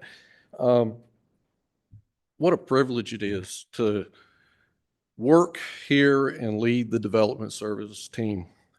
First, I'd like to introduce our newest team member, Lori Touche. She joined us on August 11th as our Community Development Technician 1. Laurie was born in Northern Virginia and attended Radford University. She worked for the U.S. Probation for Eastern District of Virginia District Court for 21 years in Alexandria, Richmond, and Manassas. She has 3 grown children, 2 of which own a septic business in the Richmond area. Her hobbies and interests include dogs, traveling, gardening, and crime podcasts. I got to find out more about that. I don't listen to too many podcasts. So, exciting for her, in July, she got married in Las Vegas, Nevada, and relocated here to the Roanoke area with her husband, which led her to find an opening in Botetourt, and we're so happy that she applied for that. And Lori has already proven a valuable addition to our department. She's right there on the counter. She's answering that phone. As John mentioned, the frontline staff, she has jumped right in and took control and is learning really fast. She actually covered the office yesterday while some of us were tied up with other things, and did an excellent job. So welcome. I want to do a few other highlights from our team, some of which are here. I'm not sure. As you've heard, we're really busy, so some of those staff members are out. Matt Hall is our combination building inspector too. Matt's taken the lead on residential inspections over the last year. And in that, he's performed over 2,200 inspections alone while assisting another inspector with some training. Along with that, Matt passed his commercial inspector, mechanical inspector certification exam in February, along with attending a commercial building inspection training in May and a structural plans review training in June. So he's been very busy, and sometimes we don't see him in the evenings because he leaves out of here and he works straight till time to go home. We're thankful to have Matt. Gail Carter, who I believe is in here. Gail's our development review coordinator, another one of the front people. She is direct contact, first contact with all of our projects, commercial wise. She's the main point of contact for commercial projects. She's facilitating TRC meetings, commercial development pre-construction meetings, to help bring all the stakeholders together as applications and reviews are navigated to issue permits. Customers have actually recognized the extra hours Gail has put in, mentioning how they appreciate even receiving comments, review comments, issued permits, or COs during the evening hours or Saturdays. So Gail has stepped up in some staff shortages and been very dedicated to what's going on here. Another person that many of you know that you don't see very often, always a pleasure to have him in the building, is Jim Witten. He's our plans reviewer, works part-time, retired building official. Jim, along with phone calls, meeting people face-to-face, helping with some inspections, he performed over 1,200 building reviews in the last year, which is we're very, very, very thankful to have Jim. One of our newer team members, Rich White, is in the back. Rich is our newest ENS and stormwater inspector. He joined us in early June, and since that time, he has already obtained his training classes, which provisionally certifies him to perform inspections for ENS and stormwater. And July 24th, about 6 short weeks after getting here, he was able to get out and start doing those inspections. And he's completed over 50 erosion sediment control and stormwater inspections since then, along with some building certifications he holds. He helps us out along the way there, and I think it's been 10 plus inspections that he's picked up from the building side. As mentioned earlier by John, Matt Lewis back here, very fortunate to have Matt. He's our logistics guy. He always reminding me of deadlines or things that I need to accomplish, and I really appreciate that. One thing that really stands out to me, most all of our staff is certified some way through the state, and our certifications come along with continuing education. And Matt keeps a running tally of that, and he takes care of letting us know, keeping us up to date with what certifications so that we're in compliance with that, along with a very comprehensive list of our vehicles, maintenance schedules, and that type of things. And it's very, very helpful to have someone like that. So I really appreciate the team. I find it a privilege and an honor to work with this group of people. Thank you. I'm going to wrap it up very quickly. Sorry that if that went a little too long, but I can't help it. I'm proud of my team. 2 more statistics. I was trying to run some numbers for Gail's really absorbed the work of 2 other vacant positions, 3 vacant positions really. So I was trying to find statistics on Gail, not knowing what they were going to do. And I opened up, and you can see roundabout way how many clicks or how many things there are in the system. Gail has clocked over 70,000 in our current permitting system.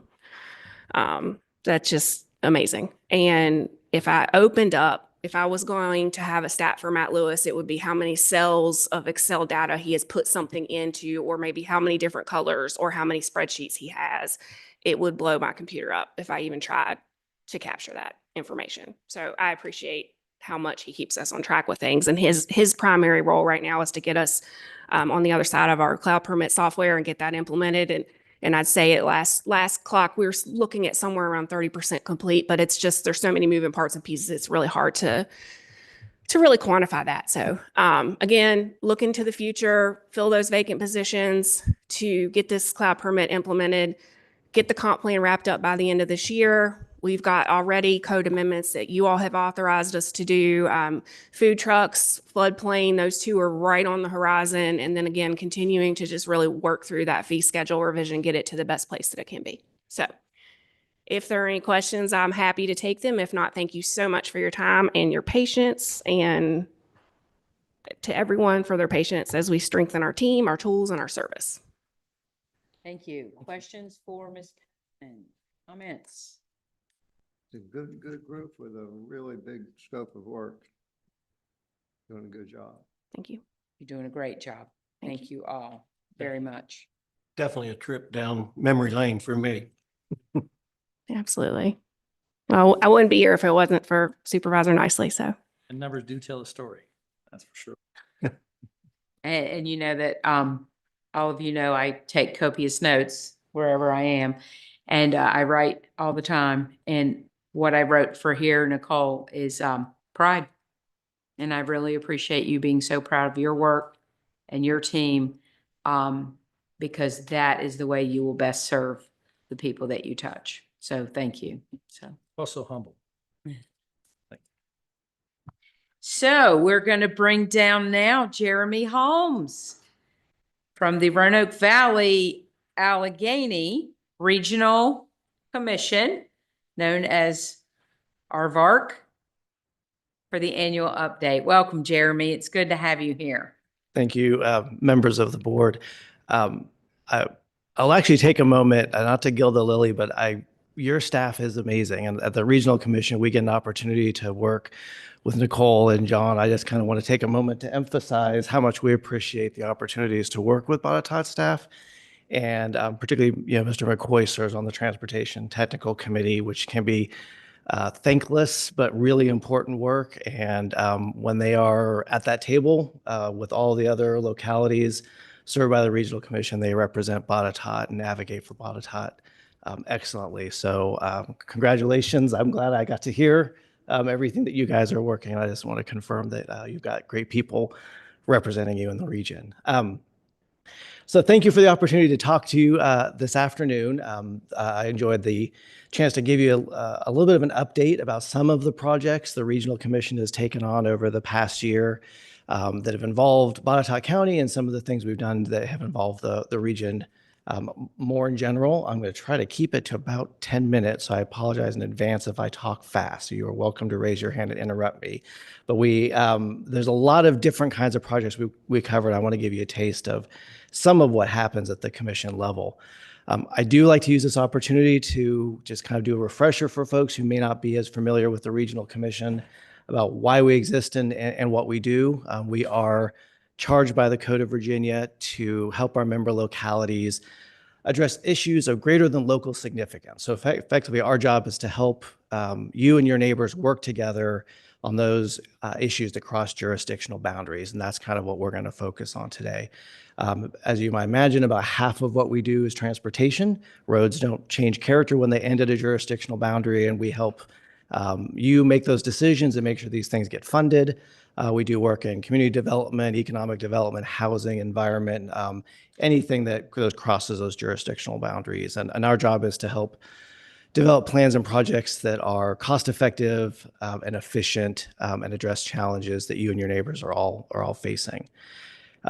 We think we're a pretty good investment for every dollar we bring in local dues. We leverage that for against $11 in state, federal, and other resources. So we're able to bring resources into the region to get work done. And I would like to say, when I say we, I don't mean the staff at the Regional Commission necessarily, though I love them all. We as you guys, the folks that sit at the commission boardroom table and help us talk about these issues and let us know what Botetourt's facing and how that might interact with what other localities are facing.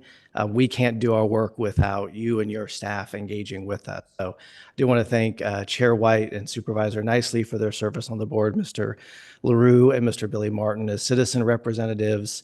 I want to do a special thank you for Mr. Nicely. This year he joined the Regional Legislative Committee, and we are about to start all the work with reaching out to our General Assembly members. So I want to thank him in advance for the work that he's about to start doing once all those meetings start getting set. And so we're going to use that as a way to talk about the first project. I'm just going to highlight a couple of things. The first is our legislative work.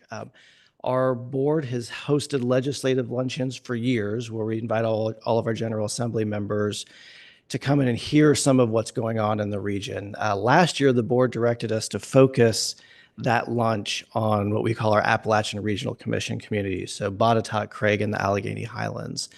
So last December, we hosted a meeting at the Masonic Theater in Clifton Forge with Delegate Austin and folks from Senator Head's office, where everyone in those communities got to talk about what's going well and then what they needed from the General Assembly in the coming year. And Mr. LaRue and Mr. Clinton were both there and spoke about all the great stuff happening in Botetourt, but made sure our General Assembly members knew that we always need help.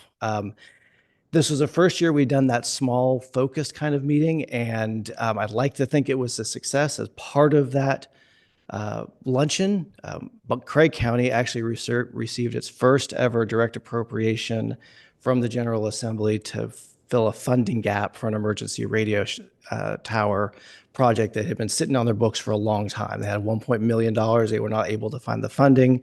There are folks in Craig who could not make a 911 call because of that.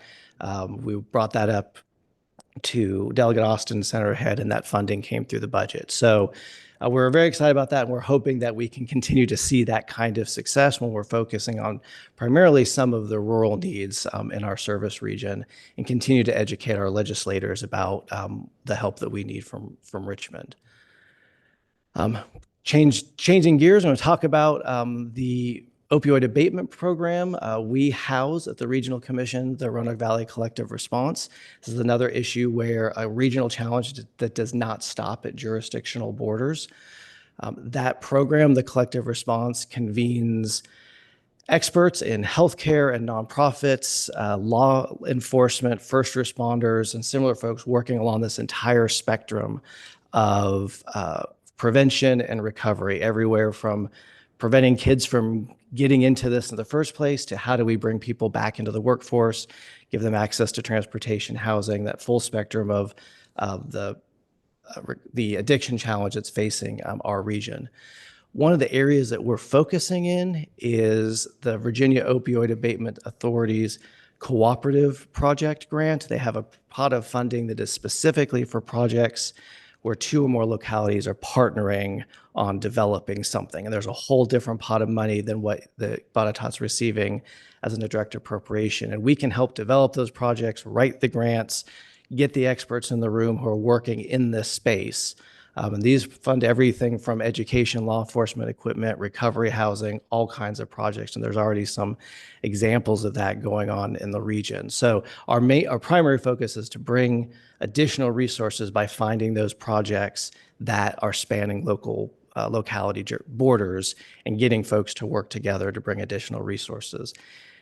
The most recent round of grants just opened on August 15th. The deadline is next March, so we're ready to help. And we know that there's probably some needs out there, but we're very excited about the opportunity of working with your staff and partners on developing those projects and bringing some additional resources to the region. I'm going to go from opioids to airports. So another big jump here. So this is another area where the Regional Commission has started working this year, and this is focusing on the economic impact of making investments in the Roanoke-Blacksburg Airport. So at the Google announcement, for example, in this room, you heard Mike Stewart stand there and talk about the role that additional direct flights, a good terminal experience, et cetera, play in ensuring investments, bringing business leaders here in the region, bringing new jobs and so forth. We are working together with the Airport Commission, with the Regional Chamber, with the TPO, and with the Blue Ridge Innovation Corridor to advocate for additional investments and resources at the airport. Some of that is a long-term vision of how do we meet the need of extending the runway and bringing bigger planes and getting more direct flights. That's kind of the long-term vision, but there's a lot that can happen in the short term to help the airport be a better front porch for the region. And so that's what we're working on. A lot of that focus is on how do we better engage the private sector, Carillion and Virginia Tech and others, to make sure that they know the benefit of flying Roanoke, and we can measure and discuss what those economic benefits are. So that's a lot of education and sort of understanding what our peers are doing. One of the major activities we undertook last year was we took a group of leaders down to the Research Triangle and met with the Air Force airport director, chamber leaders, local government leaders for the Raleigh-Durham International Airport, and talked about what have they been doing with their chambers over the last 10 or 20 years that have resulted in that airport being so successful. Now, we know we're not Raleigh. That's probably why they talk to us a lot more freely, because we're not competing necessarily with Raleigh. But it gave us a lot of good examples for the things that we need to start doing now to make sure that we get investments from the state to match kind of what's happening in North Carolina, but again, to engage the private sector in building more support for the airport. So that's an ongoing project. If anyone's interested in being involved in that, would be excited to have you. We do have a presentation this Thursday at the TPO from someone who's working with the airport on how they develop air service, that's providing additional guidance for what we can do as a region to help support them. The last thing I want to talk about, this is really kind of a plug for our grant writing bench program. I talked to you last year about this a little bit. We received some money from the Appalachian Regional Commission. We have a bench of professional grant writers who can do all the work on writing grants, researching grants, administering that we pay for, that serves Botetourt, Craig, and Allegheny County, our ARC communities. The most recent award, we did assist a grant application for the town of Buchanan that was awarded amount of $25,000 to support a music festival. That came from the members of our grant writing bench who worked with staff and citizens of Buchanan to move that National Park Service grant forward. So we're very excited. We got funded, and we're looking for some other ways to support some of those projects. That program ends at the end of September, and we still have money left in the bank. So part of what I'm here to tell you is please let us know if there's additional needs that we can help with. We can also work with community groups. So we've been doing a lot of work in Allegheny, working with nonprofits, the Masonic Theater, and others, and writing grants on their behalf, as long as we get permission from you all that is something that you want to support. So we would love to spend that money out and help you guys get some more resources and support some additional programs in Botetourt County. That's not everything that we do. I want to highlight kind of the breadth, right? You could see that we're doing some work in health and human services. We're doing work in economic development. We're doing work with legislative outreach. There's a lot of things that happen at the Regional Commission that's all focused on how do we build a stronger region? How do we support Botetourt and your neighbors, either local technical support or asking these big questions and having these big conversations about what does the region need to advance. I just wanted to list some of the things that are wrapping up. In the interest of time, I won't necessarily detail them, but these are, again, some of the big plans that we've been undertaking that are finishing in the next couple of months that drive project development, future funding opportunities, and so forth. I mainly wanted to leave some time in case you had any questions about any of the things I've talked about or other projects happening at the Regional Commission. And also just thank you again for your participation. Again, we need you at that table. I love it when our Regional Commission meetings are full and we have a lot of good conversations, and that helps us and our staff know what do we need to be thinking about, what do we need to bring up, or what does our next work program need to include to make sure we're helping Botetourt and helping the region in general. So hope I didn't go over that too fast, but wanted to kind of give you a lay of the land. And if you have any questions, I'm more than happy to answer those. Thank you, Jeremy. Thank you you. very much. Any questions? No? Thank you so much. Thank you. Have a wonderful afternoon. So we are now at agenda item 14. I'm going to ask the board, does anyone need a break before we start this? I feel like this may be a robust discussion. Does anybody need a break? We good to go? You okay?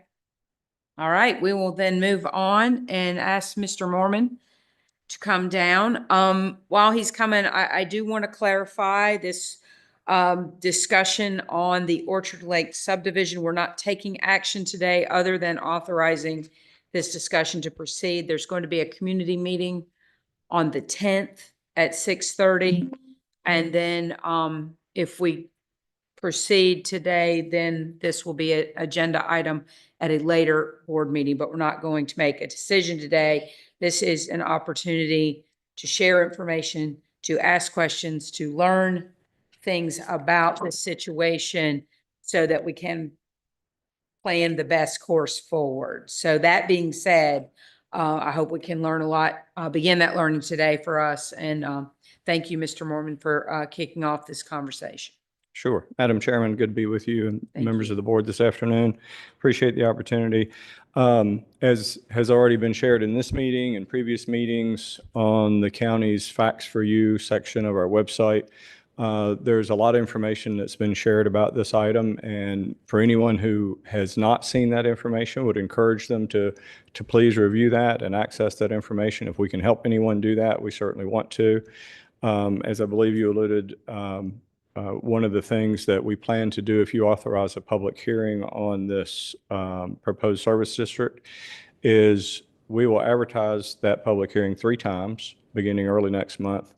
And during that advertisement period, we will host a community meeting here on September 20th at 6:30 p.m. and invite the public to attend that, certainly residents of Orchard Lake subdivision. And the primary purpose of that meeting is to have a representative of DCR here, have county staff here to share all the information that we have available at that point in time about this matter, about the lake itself, about the plan on how to mitigate the issues, the regulations with the lake, as well as the service district, answer questions to the best of our ability so that anyone who's interested in this will be as fully equipped as possible with information and facts so that they can submit comments and opinions and feedback to you all before you make a decision, which would be scheduled for your September 23rd meeting. And Mr. Mormon, I think that the meeting was going to be on September 10th, not September 20th. Is that right? I'm sorry. Yes. Thank you. Okay, September I just 10th. changed I mine. I was apologize. going to say that. My God, oh no, I said the wrong thing. Thank you. Okay, that is September 10th. September 10th. Here Absolutely. at Greenfield. Here at Greenfield, Okay. 6:30 p.m. 6:30. Thank you, Mr. Lockaby. That was a big misstatement. So at your meeting on September 23rd, your regular meeting in September, we will at that time ask you to do several things. 1, hold a public hearing on the proposed service district. 2, consider whether or not to adopt the ordinance establishing a service district.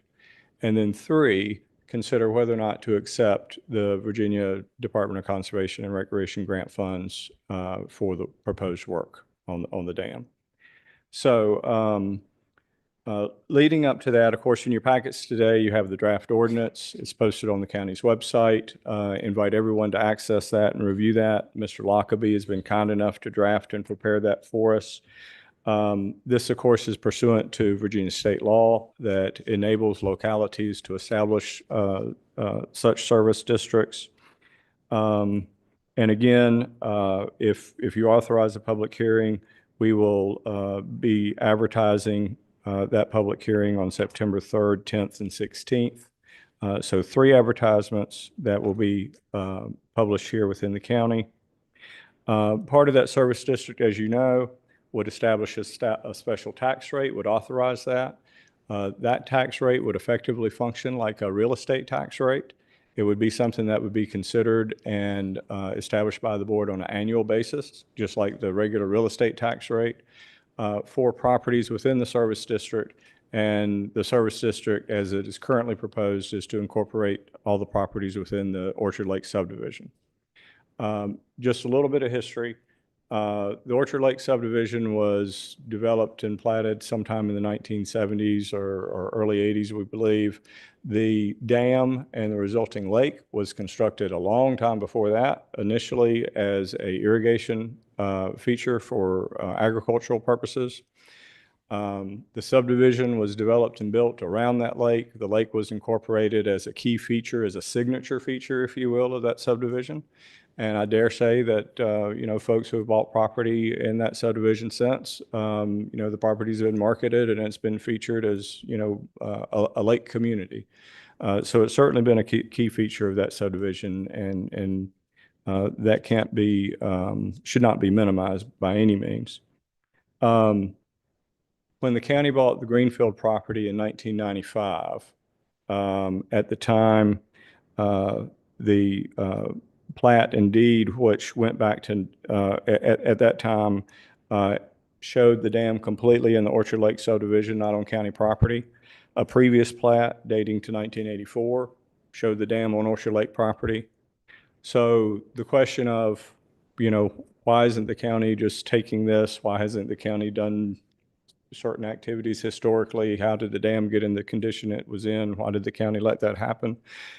The county didn't have any sense of that it had any ownership in this property until late 2022, when the private property owners were contacted by DCR about the regulations applying and what needed to be done.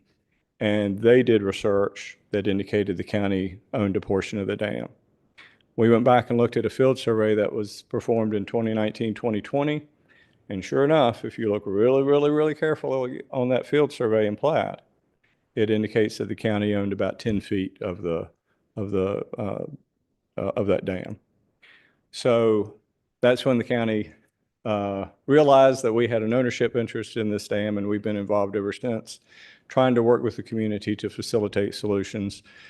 Solutions ideally of the community's choice, whether to preserve the dam or not. But it's a difficult issue because to preserve the dam requires it to comply with all these state regulations, which, as you know, are very onerous and very expensive. And heretofore, neither the community or any other third party or association has stepped forward to say they would be willing to take on the ownership and the responsibility to carry those, to satisfy those regulations. So that's where we are at this point. The proposed plan is to breach the dam, drain the lake, restore properties that's currently under the lake, and to establish the service district. The county, the presumption is the county would loan the money to the service district and to the community to match the state grant. It's suggested that that loan be interest-free. It would be terms decided by you all, by the board, if you establish that district, both whether there would be interest or not, what the length of the payment would be, and then, of course, what the tax rate would be annually. You saw in your packet, if, for example, that's $500,000 and the county were to finance it at 0% interest over 15 years, the county would be contributing significant sums in terms of lost income interest earnings on that $500,000 over that period. If you assumed a 6% interest rate, that's about $250,000, $260,000 that the county would be contributing.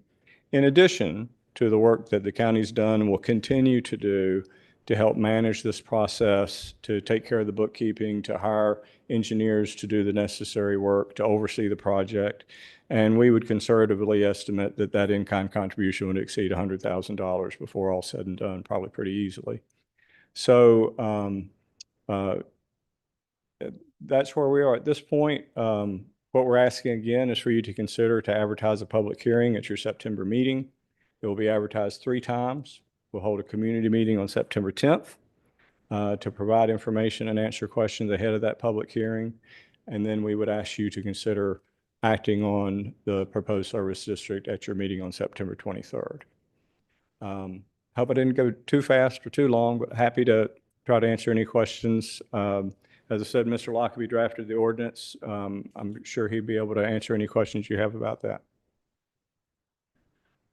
Are you comfortable with meeting the October 17th date for the application? So good question. The October 17th date that Mr. Michael refers to is the deadline by which we have to respond formally to the Commonwealth to either accept or reject the DCR grant of $500,000. I'm comfortable that we can do that following the board meeting on the 23rd if you all authorize us to do that. Yes, sir. Thank you. Will we be able at the September 10th meeting to talk about potential changes in property values? I can see if we could engage someone who might have any knowledge about that. That You would know, be that's an important part of this discussion, I think. yeah. What We would could see what the impact might whether be. anyone could predict what the impact would be in advance, I think would be the big question Understanding there. that would be a pretty, but I guess could an appraiser appraise it as is and hypothetically without a lake there? I don't know. Yeah, but I don't know. It's worth asking. Yeah, we could certainly see if we could find anyone who would feel like they could speak to that and be willing to speak to it. I will say the county's next general property reassessment will become effective 2028 if we stay on schedule. We'll be asking you to begin budgeting funds for that in this next upcoming budget. The field work for that reassessment would happen in calendar year 2027 primarily and be completed. And that reassessment would be effective January 1, 2028. So if we could get somebody to. Okay.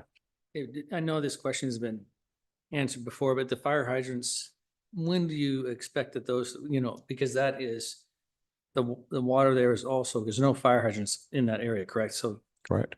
The area is what they call a dry fire hydrant area. So do we expect them to have water and services as fire hydrants active? I think that would be something we'd need to discuss with Western Virginia Water Authority as their service territory to see whether they would have any solutions they could bring to bear there. I don't have an answer. Constraints that would be. Right. Yeah. What all does this grant allow us to do? Is it just drain it and we're done, or can we fix it? I mean, Yeah. So the grant, the purpose of the grant is to breach the dam, drain the lake, and restore properties. It's not necessarily for a complete removal of the entire impoundment structure.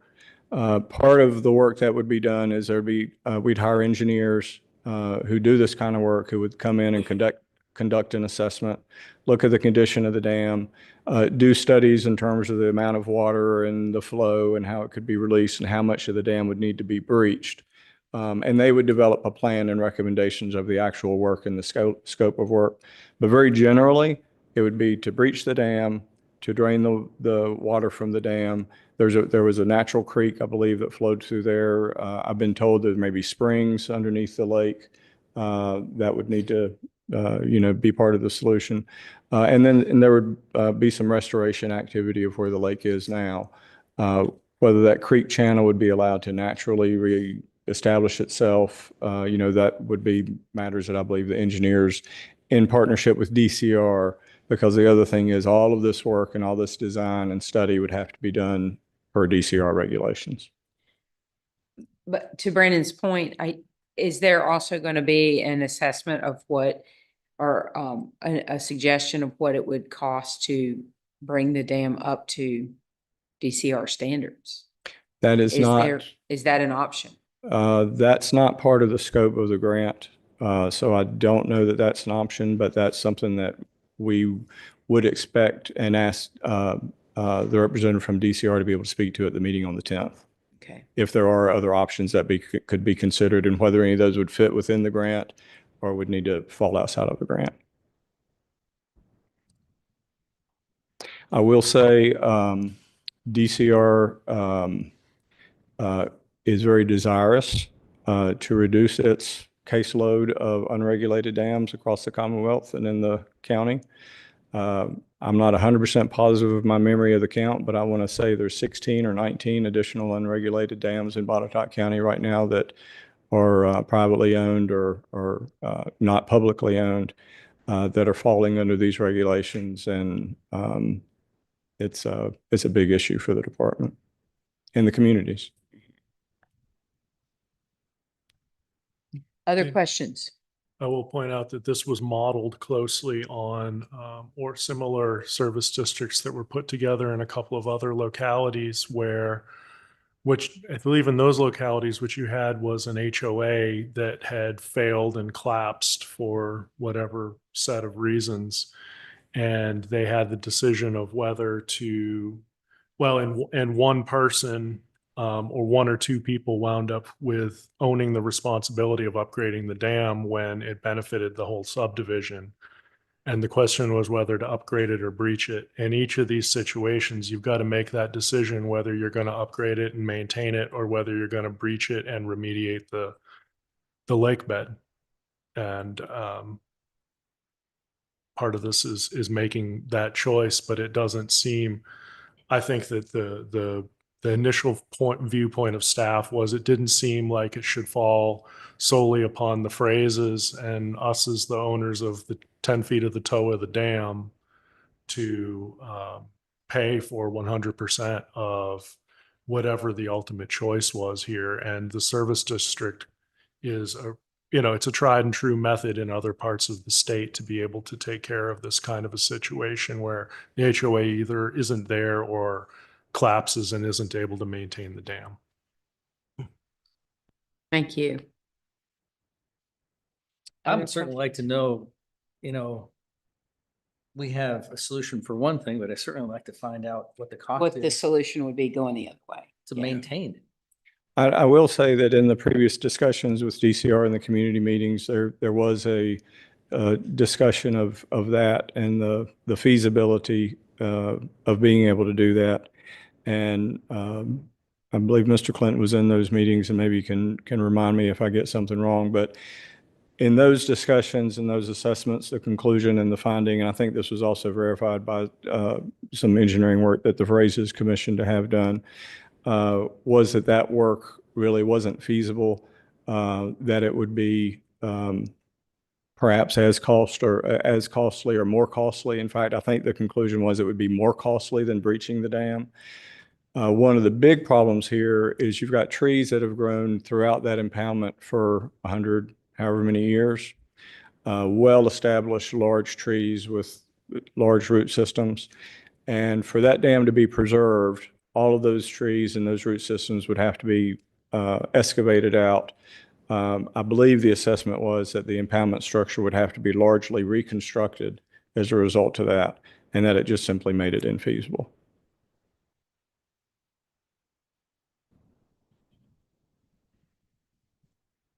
Other comments?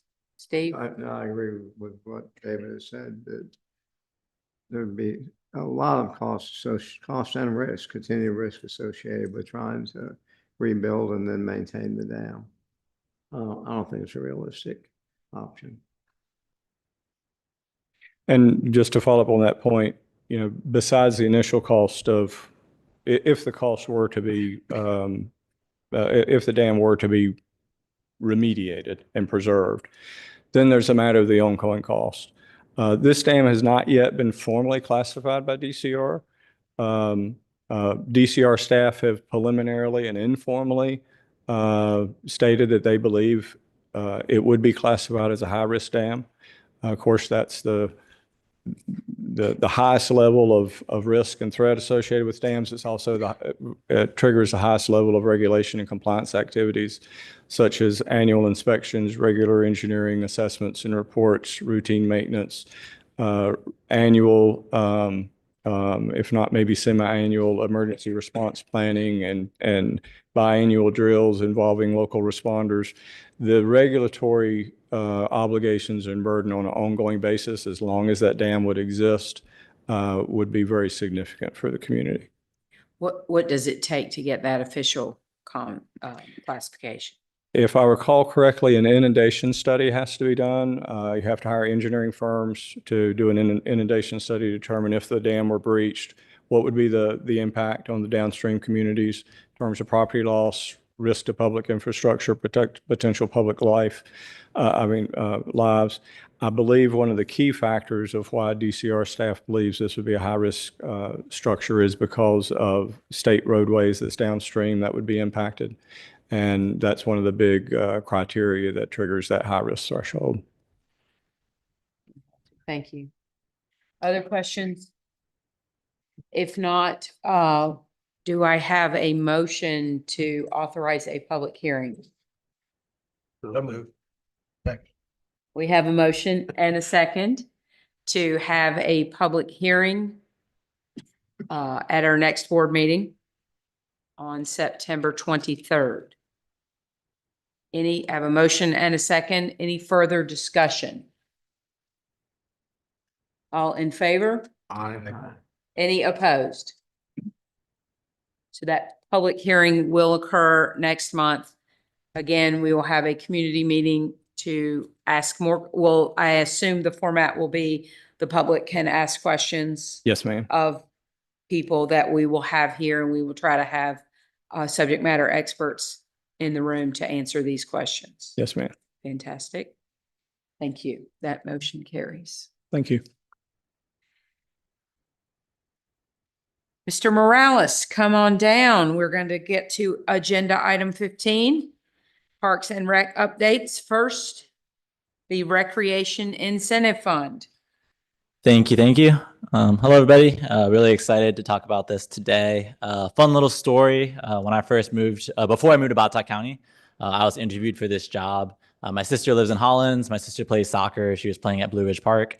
So the very first day I actually stepped in Botetourt, I went to Blue Ridge Park, spent some time there. The kind of person that I am, I like to do a lot of research. So before I even came to the job, I had researched the Rec Incentive Fund. Basically, I went on the website, went back 20 years and just learned all I could about Botetourt County so that when I showed up to my interview, I actually knew what I was talking about. I was talking to some people on the soccer field. They were like, oh man, it'd be really cool if there was an additional soccer net here. It'd be really cool if there was an expansion. So, oh, have you heard about the Recreation Incentive Fund? It's this, matching grant program that the county, authorizes every year. It's been around since 1998. You can have up to $10,000 in matching grants. Talk to them about it for 20 minutes. And like, how long do you live in Botetourt? I was like, I'm just a tourist. I'm just visiting. No, I've only been here for 1 hour. And so this is one of those kind of, special things that a county government can do for their people and really gives them ownership in the projects. So it's just a really special thing. Early on when I got here, talking to the commission, talking to admin, talking to you all, we had found that since the Rec Incentive Fund had been around since 1998, over time it hasn't gotten updated much. I think it had kind of changed and shifted from what it was originally intended to be. And I had been kind of charged and also kind of requested to look at the Rec Incentive Fund, see the guidelines, kind of bring it up to speed as to what other grants may do in the region, other grants do in the world, and offer some suggestions to it. So hopefully you all have seen the suggestions that I'm recommending that we make to the Rec Incentive Fund. Just a little synopsis about it. The updates to the Rec Incentive Fund are designed to clarify the grant process, expand the application window to give organizations more time to apply, tighten the project completion window, which really helps to ensure that projects are delivered on time and on budget. So historically, people have been getting about 2 weeks to apply for this. I'm trying to expand that application process to 2 months. The way that the application process always was that you were supposed to have a fully kind of fledged out plan. You were supposed to get all the approvals that you needed. You're supposed to have gotten 3 quotes for the amount it would cost to do that. You're supposed to have all the money that's available to upfront pay for the thing, and then it's a reimbursement from us. So as is, people have 2 weeks to kind of put that together. Giving them 2 months gives us time that when they submit something, we can be like, hey, it's missing these key pieces to it. Let's spend some time together talking through it, talking through some ideas, and just expanding in that window a lot. And then the actual project timeline used to be 18 months from the point that they were approved to do the project. I've decided to recommend to switch that to 12 months and calling it a shovel-ready project. As I mentioned before, that is a common thing. By the time that they would have submitted their application already in years past, they should have been able to be ready to start the next day. A lot of the projects that we get, people tend to finish them in the first 3 months anyway. And then some people don't tend to start until a year later because they still have 8 months to do it. However, the problem with that is with quotes, a lot of quotes only are good for 30 days. Maybe they're only good for a week, maybe they're good for 3 months. So by delaying that, we have found that some people have issues, oh, the money was spent because we weren't planning on getting the grant money. So kind of condensing that just kind of helps to make it happen. As is that you all have read, the Parks and Recreation Commission has looked over that. Admin has looked over that as well as myself. Those are the recommendations that I have for you all to approve. Normally, the application for the rec incentive fund would open in September. I'm proposing that we open it in January, having it be for 2 months. By the time it gets approved and they're told ready that you can start your project, they can start in June, with July being the time that they're eligible to actually get reimbursements. And then that keeps it within our fiscal year. So instead of rolling over money every year to make sure that that project gets completed, it just keeps it all in our fiscal year and hopefully makes our finance department happy with me. So if you all have any questions, I'm happy to answer about the rec incentive fund. Yeah, thank you. I think your documentation's really thorough. Yep. I also applaud that we went up to 15,000 for projects. I think that's really exciting. That gives folks $30,000 to work with, hopefully, if they have the other 15. Yeah. And that's the maximum, so people can still apply for smaller projects. But it does allow for significant, somewhat transformational projects. Yeah, changes it from That's $20,000 to very $30,000. I think it'd be great. Any questions for Mr. Morales on the rec incentive fund? No questions. I'll move to approve. We have a motion to approve. We have a second. Any further discussion? All in favor? Aye. Any opposed? That motion carries. Great. I look forward to seeing those applications. That's really exciting. Yeah, and we're excited to kind of push it back out to the public and let them know that we're here to help them, kind of complete their dreams. So next up, so I've been around for about a year. I started here at Botetourt County around June of last year. So I really just wanted, really for my own sake as well, just to kind of keep a log of the things that my department has done, calling it the state of play. I believe that people who play together stay together. Families tend to be happier when they play with their kids. People tend to get along with their spouses when they play together. It can also be a contention point.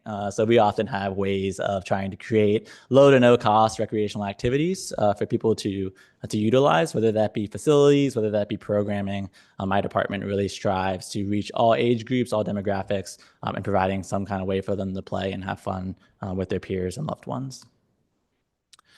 So a little year-end review on some things that we'll be talking about today. Community programming, which is a new sub-department. We've always been doing community programming, but now we actually have a name to attach to it.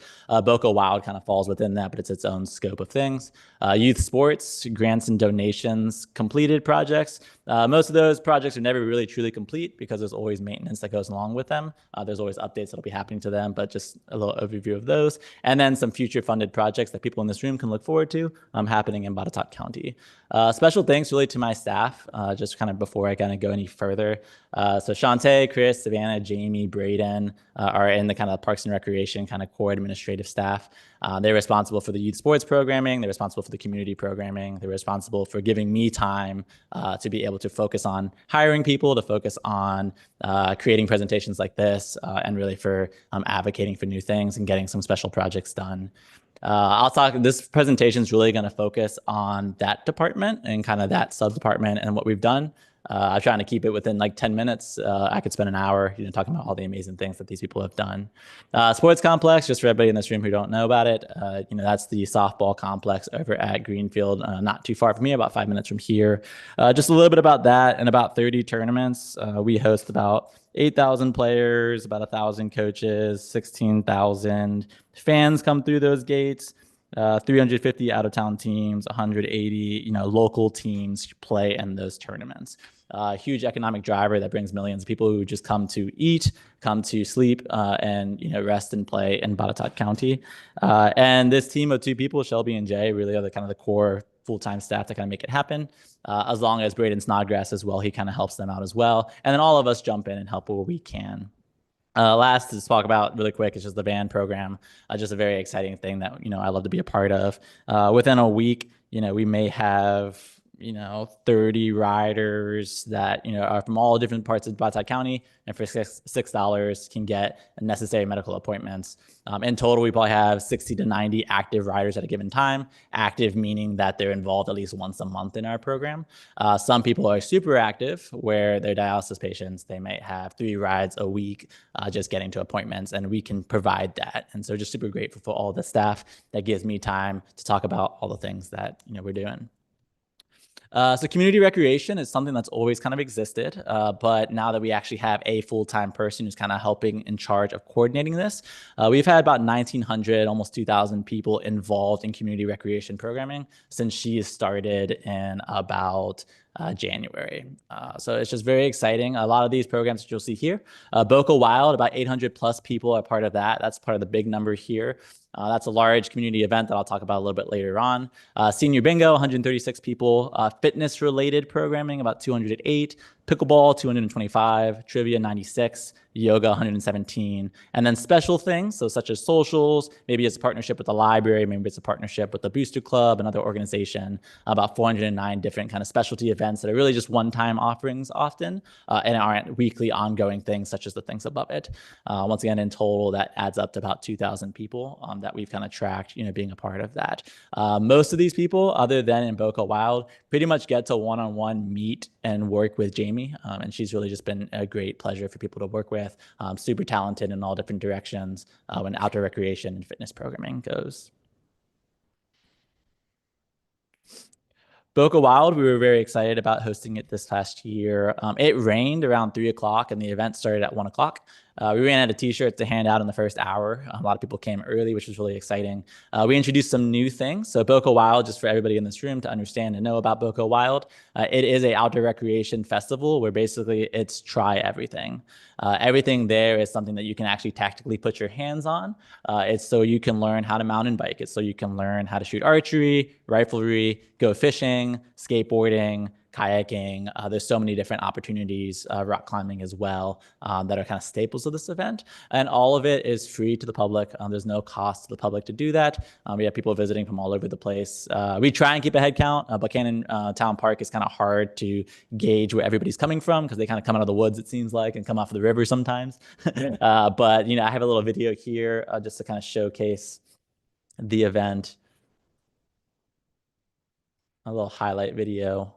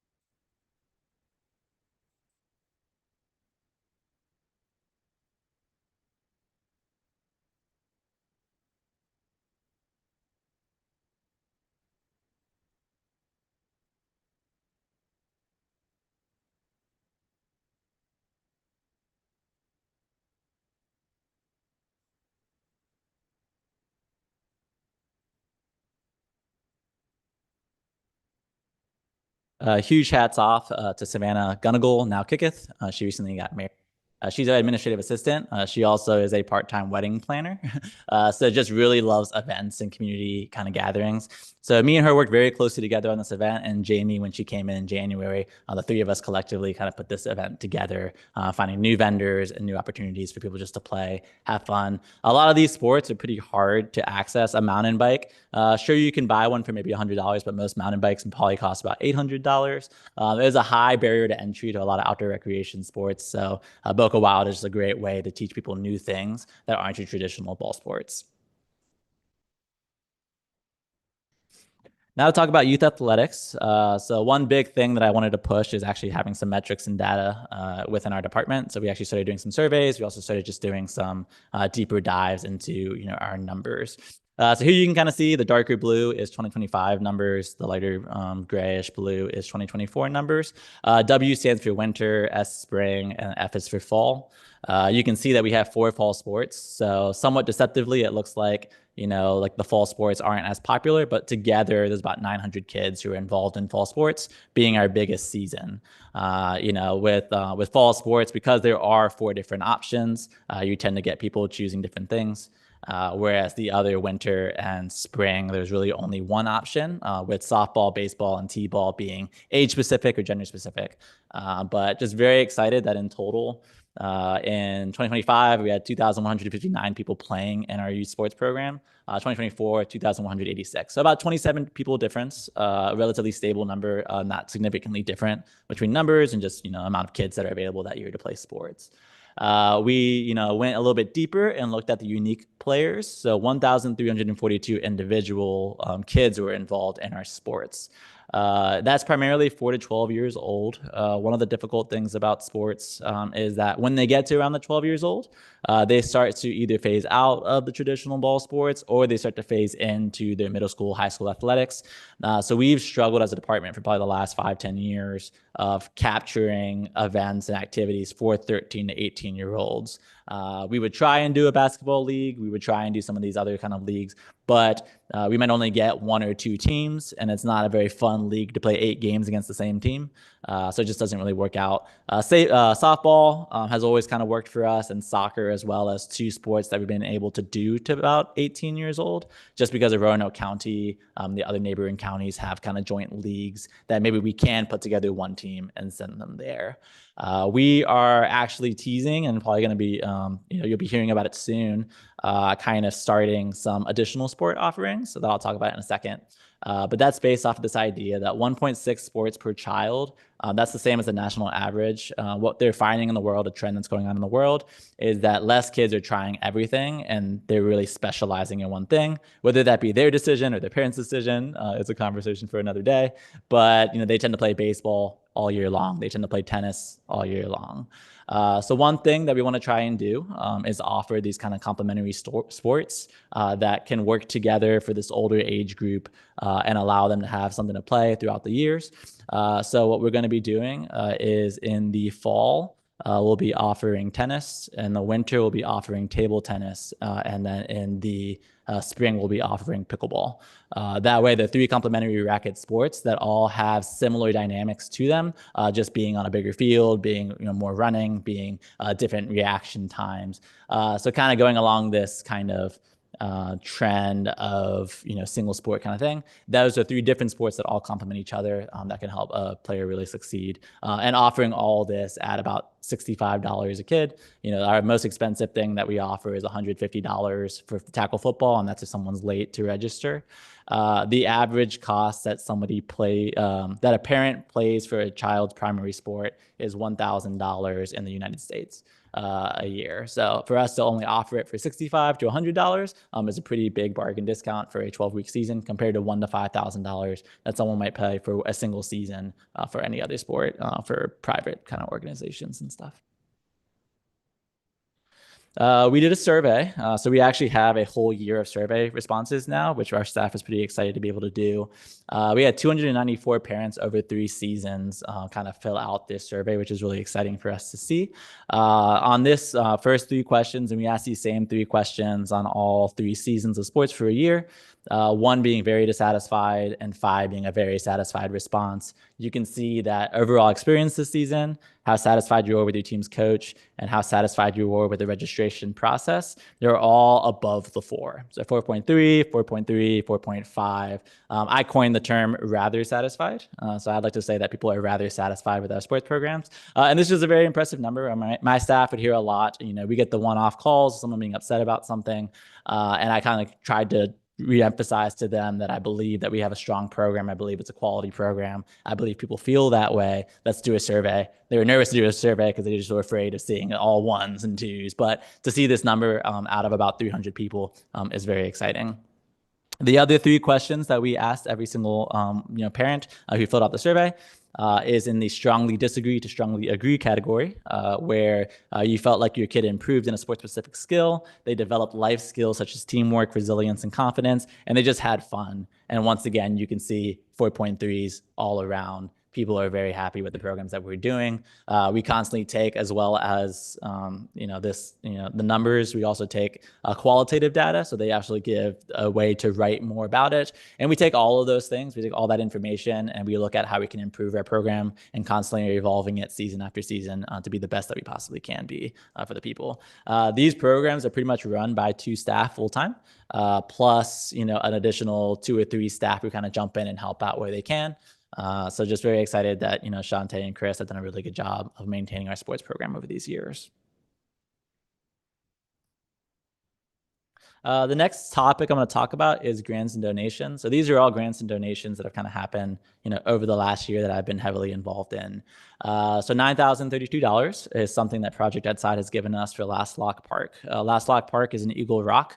And the sign that you see on the left, that white sign was destroyed in a storm a couple of years ago, and we were able to replace that. And then the pavilion on the right, we have until December to complete this project.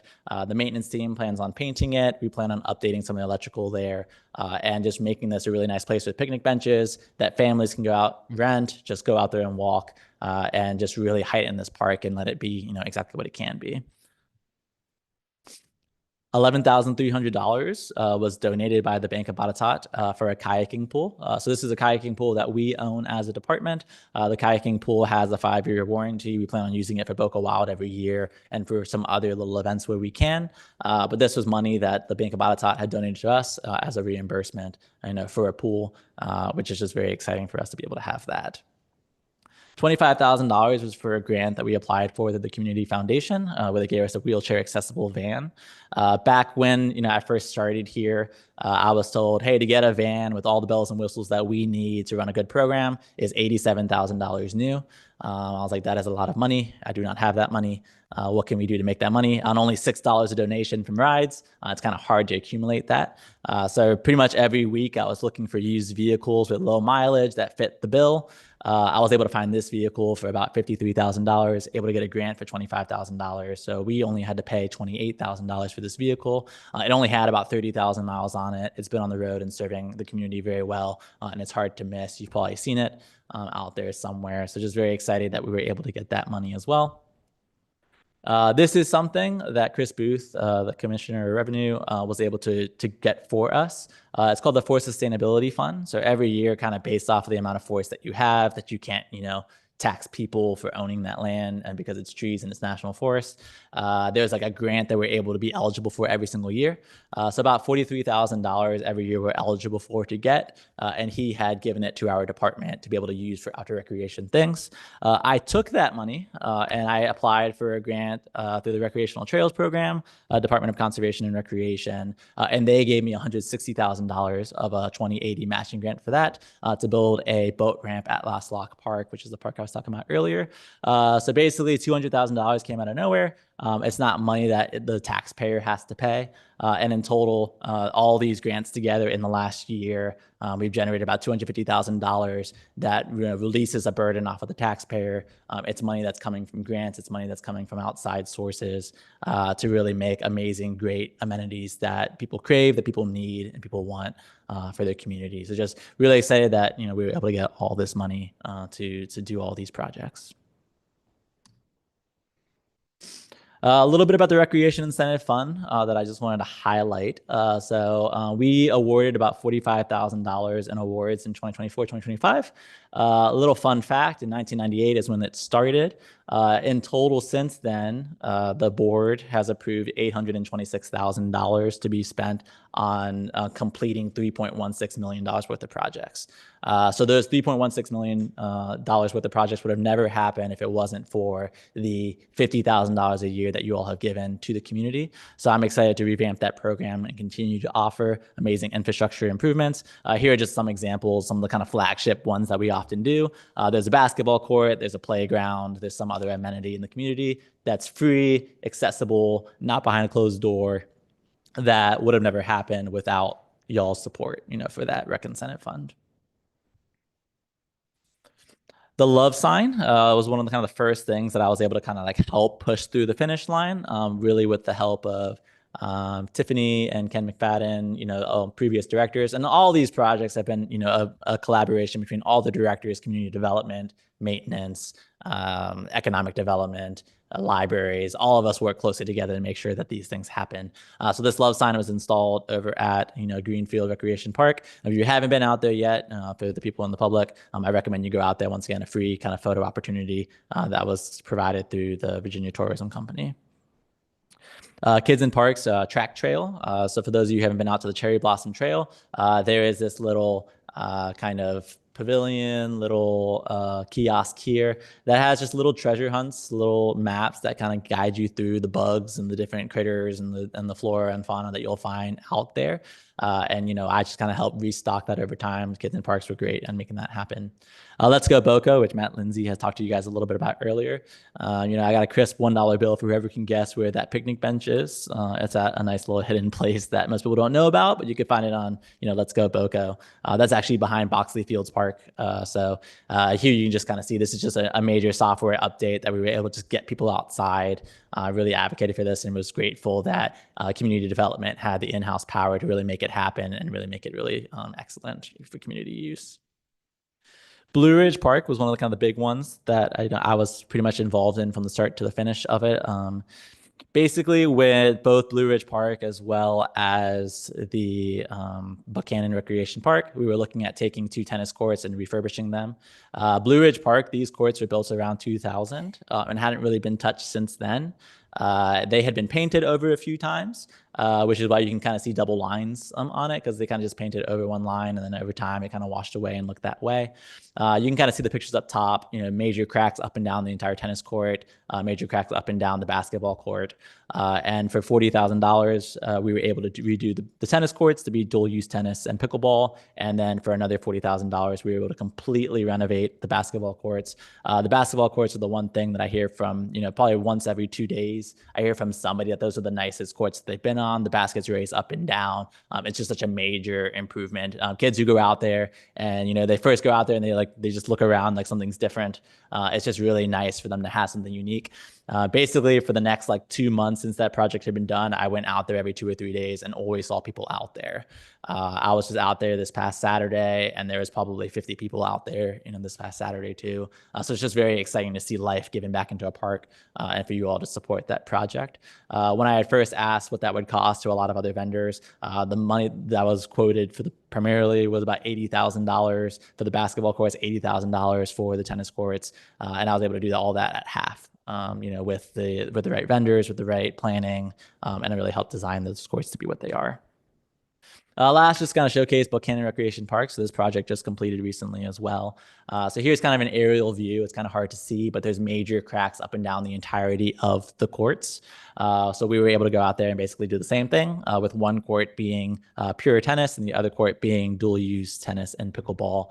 Those courts are available now. We had ribbon cutting ceremonies for pretty much all of these things that are here that were heavily attended, and just people being very grateful that they see that, we're pouring back into the community. It's easy to build something new. That's often what people want to do, is just build something new and then forget about it.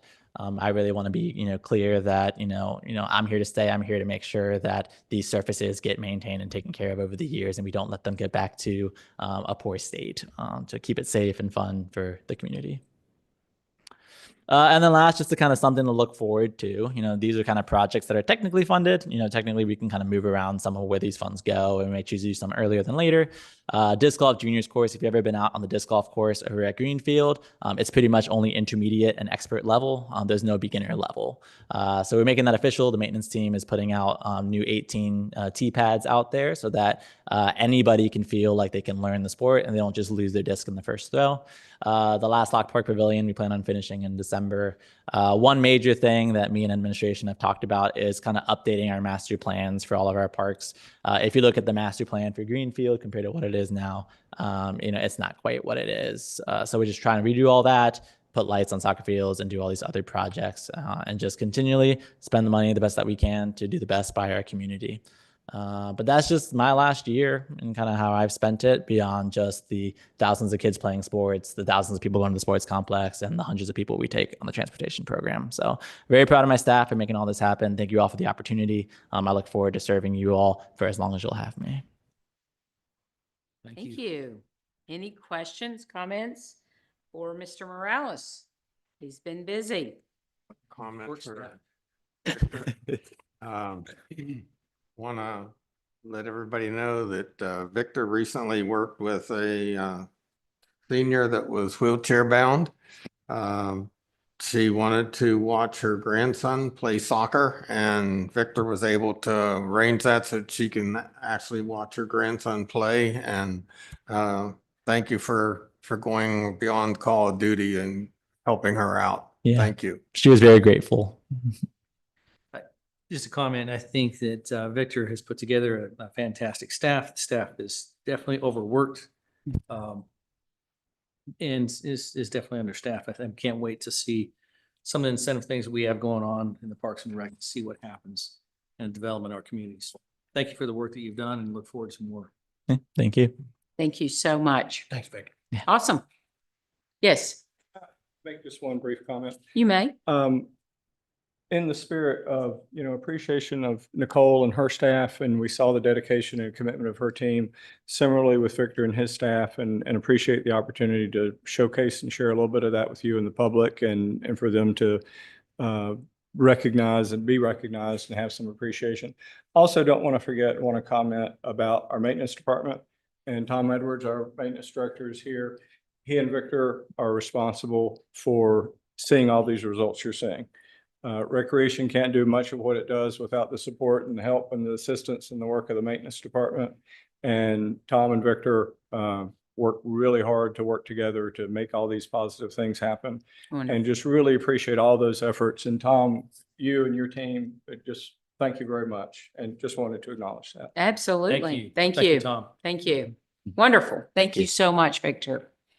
Did we take a 3-minute? We can take a 5-minute. Okay, let's meet. It is 4:56. Let's resume at 5:10. Okay? Thank you. Gave you extra time, Walter.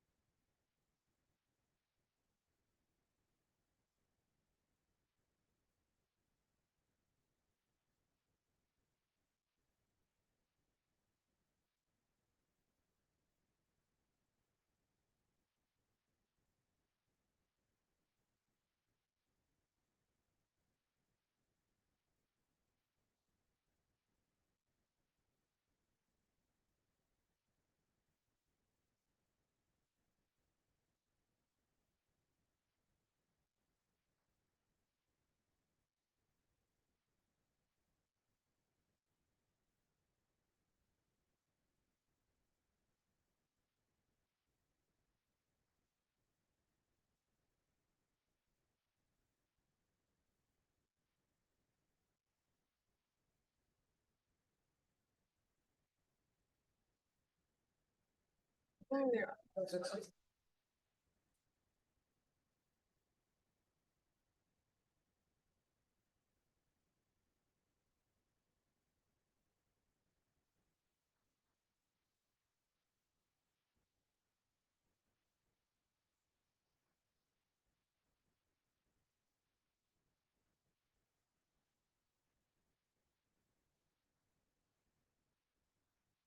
that's what I thought. Sorry. They weren't there. Hey, Linda. It's not gonna get you too far. Not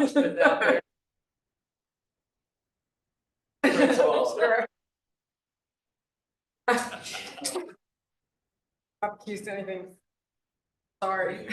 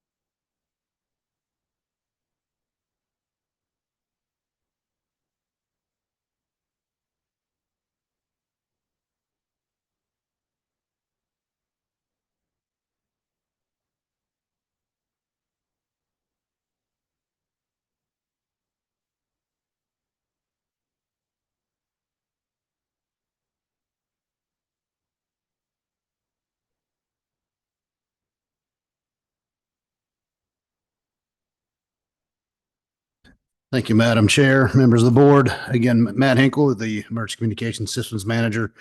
This is another in the series of tower leases that we're going to need for the new communication system.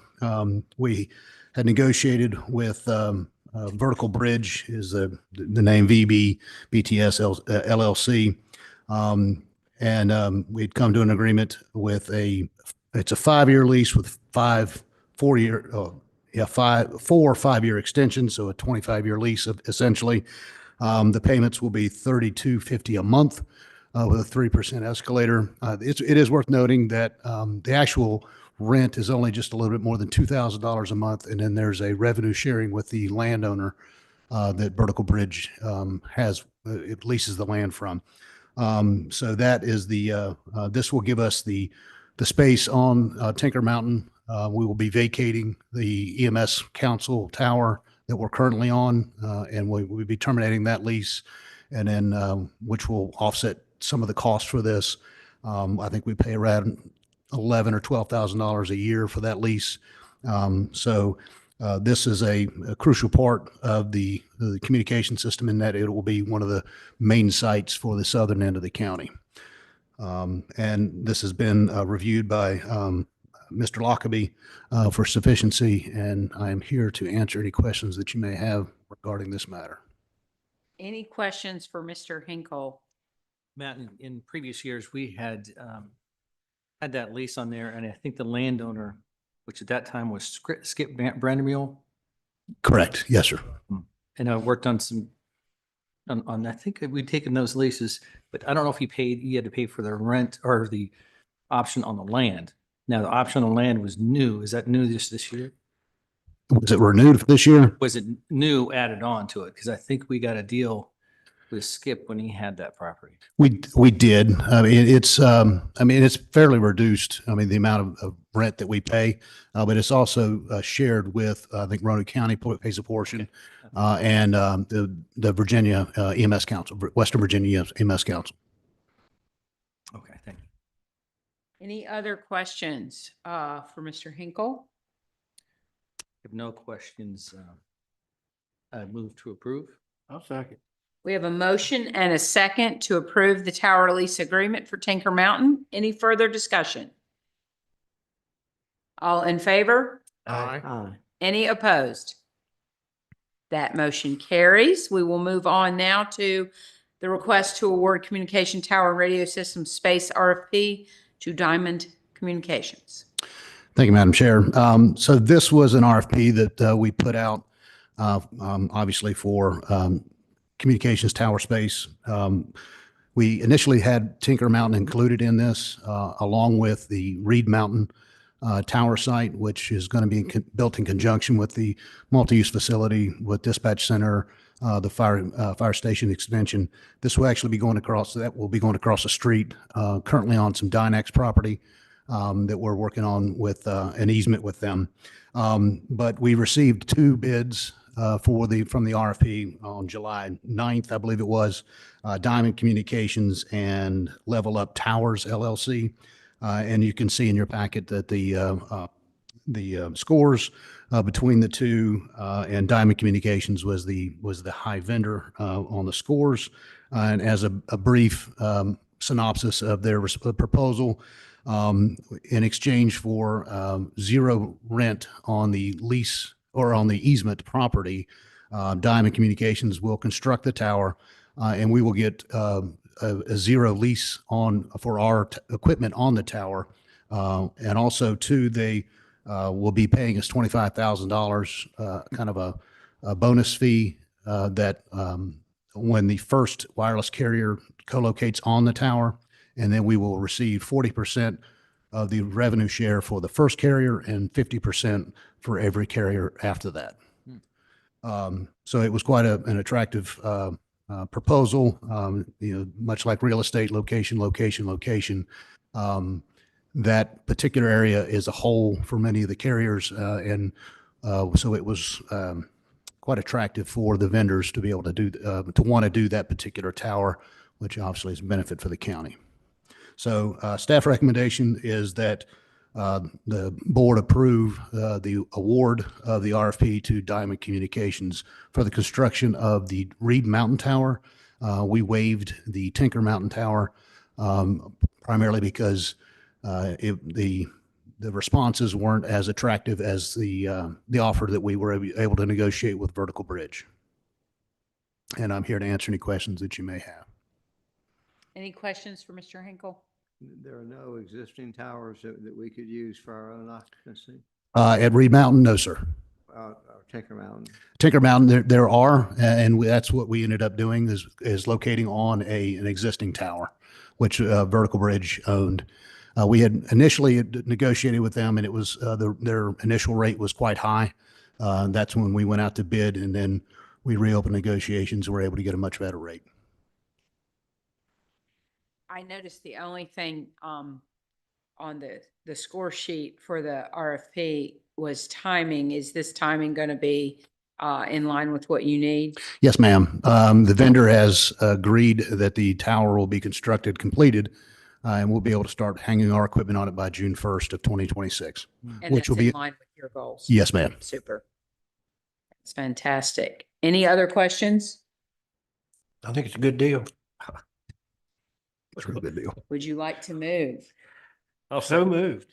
I'll second. So we have a motion to award the communications tower and radio system RFP to Diamond Communications. We have a motion and a second. Any further discussion? I just wanted to compliment you on the chart there. Yes, sir. It's nice to have that. Okay. That way you The can just scores. see it and I don't have to read it. Yes, sir. Yes, sir. Picture's worth 1,000 words, right? Any other discussion? All in favor? Aye. Any opposed? That motion carries. Thank you, Mr. Hinkle. Thank you very much.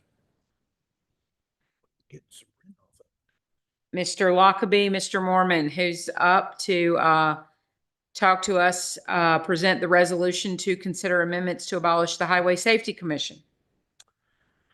Yes, ma'am. I guess that I'll take lead on this one at Mr. Mormon's request. The issue here is that we were looking through the code at things that were kind of out there, and one of those was, well, our code says that there is supposed to be a Highway Safety Commission, but we did not recall the last time that the Highway Safety Commission had met. And we did not, and David having a relatively long institutional memory, remembered that it used to meet semi-regularly, usually at least, a few times a year, but that most of the things that it used to do are now done by somebody else. They're done by VDOT, they're done by Mr. Holmes and the TPO that he was talking about earlier, or they're done by our community development staff. There's no requirement in state code that you have a highway safety commission. I know that there used to be a requirement, I want to say 25 or 30 years ago, that every county have a highway safety commission, but that's long since gone away. And so given that we couldn't think of anything that they do or the last time that they had any business to meet for, we thought we might as well take that out of the code by the leave of the Board of Supervisors. And so we're asking you to authorize us to schedule a public hearing on that. So the ask is that we approve a public hearing to abolish the Highway Safety Commission. So moved. Second. I have a motion and a second. Any discussion on that? Would that happen in the September meeting? I Or- assume so. Okay. Any other discussion? All in favor? Aye. Any opposed? That motion carries. Thank you, Mr.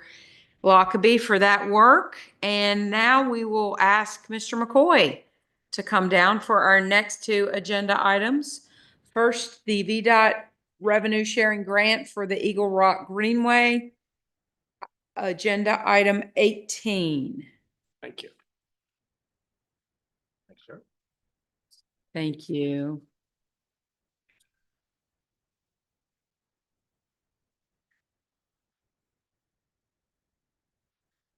Good afternoon again, Madam Chair, members of the board. Before you today is a resolution of support in favor of the Eagle Rock Greenway project.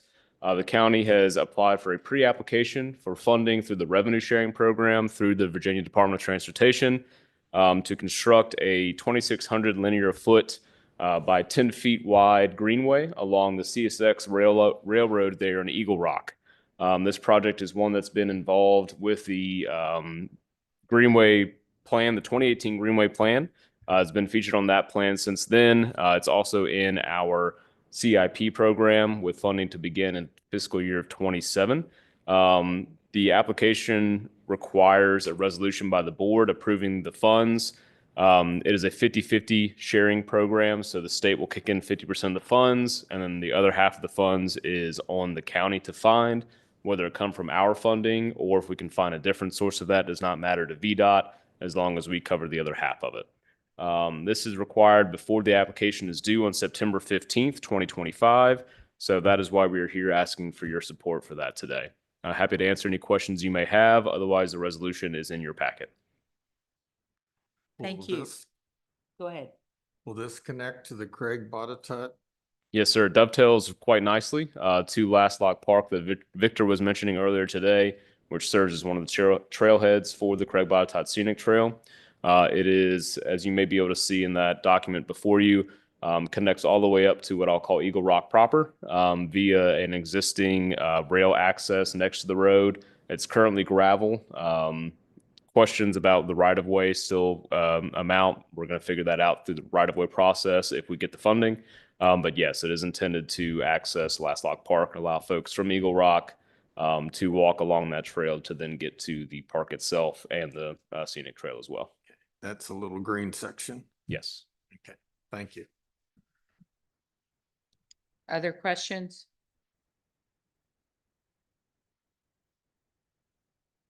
When does this have to be completed? So if we are awarded the funding, I believe that we need to get started in FY27. The revenue sharing program has a 2-year window to actually start substantial expenditure of funds. So as long as we're showing that we are meeting the deadlines for the preliminary engineering, the right-of-way phase, and the construction phase, we can continue the project as it goes. And we'd be paying 80% of it then, right? What was that? The grant is for, is. So the document the document that's in front of you was developed for the Transportation Alternatives Program, which is a different pot of funding. That one will serve 80% of the project. However, it is capped at a $2 million total.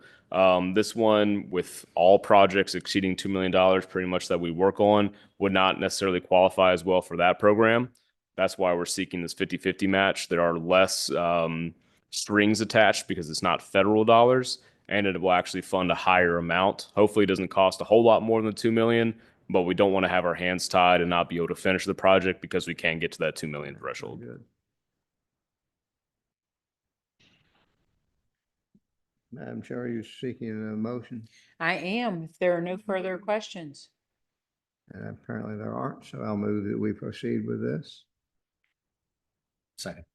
We have a motion and a second to proceed. Any further discussion? All in favor? Aye.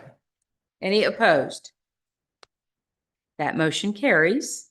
Thank you. Thank you. And you are also up next for item 19, consideration of resolution requesting that Shenandoah Avenue, Sedgwood Avenue, Somerset Avenue, and Colony Avenue be taken into the secondary system of highways. Yes, ma'am. Just as you said, there's a request to provide a resolution of support from the board to transfer Shenandoah Avenue, Sedgwood Avenue, Somerset Avenue, and Colony Avenue, all found within Daleville Town Center, over to VDOT to begin the public maintenance of those roads.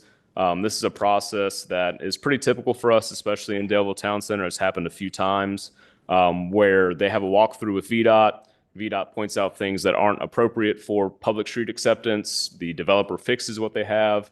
And once they're good with that, they'll come to the county and request that be taken into the public street acceptance system. So fairly straightforward. You'll see the streets identified on that. There's also a resolution before you to approve. I'm happy to answer any questions you might have. And this resolution is on page 213 of the packet. Does anyone have questions for Mr. McCoy? No questions. Move to approve. Second. We have a motion and a second for approval. Any further discussion? All in favor? Aye. Any opposed? That motion carries. Thank you much. Thank you, Mr. McCoy. So we have two appointments to consider today. The first is for the Local Office on Aging. We're being asked to consider the appointment of Annette Clark to the LOA Board of Directors. It is a 3-year term beginning September 1st, 2025, will end on August 31st, 2028, and Ms. Clark is willing to serve. So moved. Second. We have a motion and a second to appoint Annette Clark to the Leader Older Americans Board of Directors. Any discussion? All in favor? Aye. Any opposed? That appointment carries. Thank you to Annette Clark for being willing to serve in that capacity. The second is for the Virginia Western Community College Local Advisory Board. We did have Joyce Kessinger representing Botetourt. She has served the maximum amount of terms. So we're being asked today to consider the appointment of Mary Catherine Lawrence to this local advisory board. This term runs from July 1, 2025 to June 30th, 2029. They meet 4 times a year. Those meeting dates are already set, and Ms. Lawrence is willing to serve. Madam Chair, if I might suggest that you, for the purposes of just protecting yourself, if you mention your employment with Virginia Western Community College, that this could have some off chance to impact you, but that you nevertheless are a member of a large group of people, and that you may vote on this in the public interest, nevertheless, your relationship to Virginia Western. I think that would help to protect you under the Conflict of Interest Act. So is that appropriate, or should I just recuse myself from the vote? It depends on whether you think that you can vote objectively and in the public interest. I do think will vote objectively and in the public interest, but I will. for the record, indicate that I am employed at Virginia Western Community College. I am in administration at the college, and I will say that the college administration is very excited to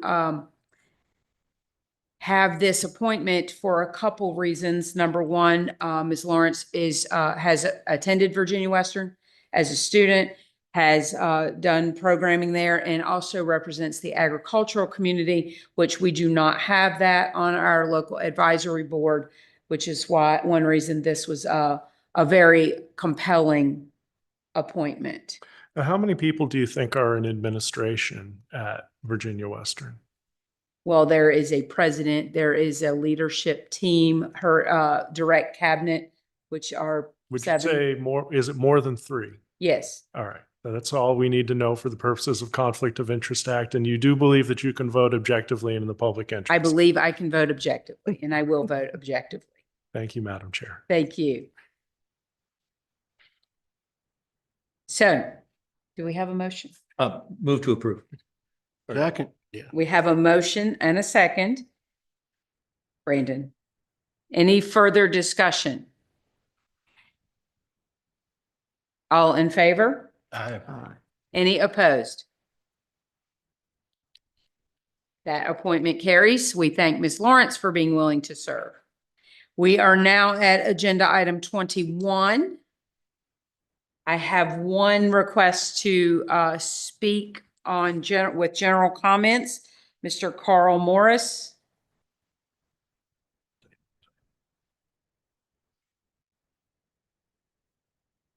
Oh. Good afternoon, or should I say good evening? You guys are on double time now, right? No? My name's Carl Morris. I'm from Valley District. Just to let you know before I start here, I got to talk to a couple of you over the last couple of weeks, and it opened my eyes to some things. And anyway, I was recently talking to a gentleman who told me that he had a grandson that he loved dearly. He also told me that he would be willing to take a bullet to protect that grandchild. I believe the man was sincere.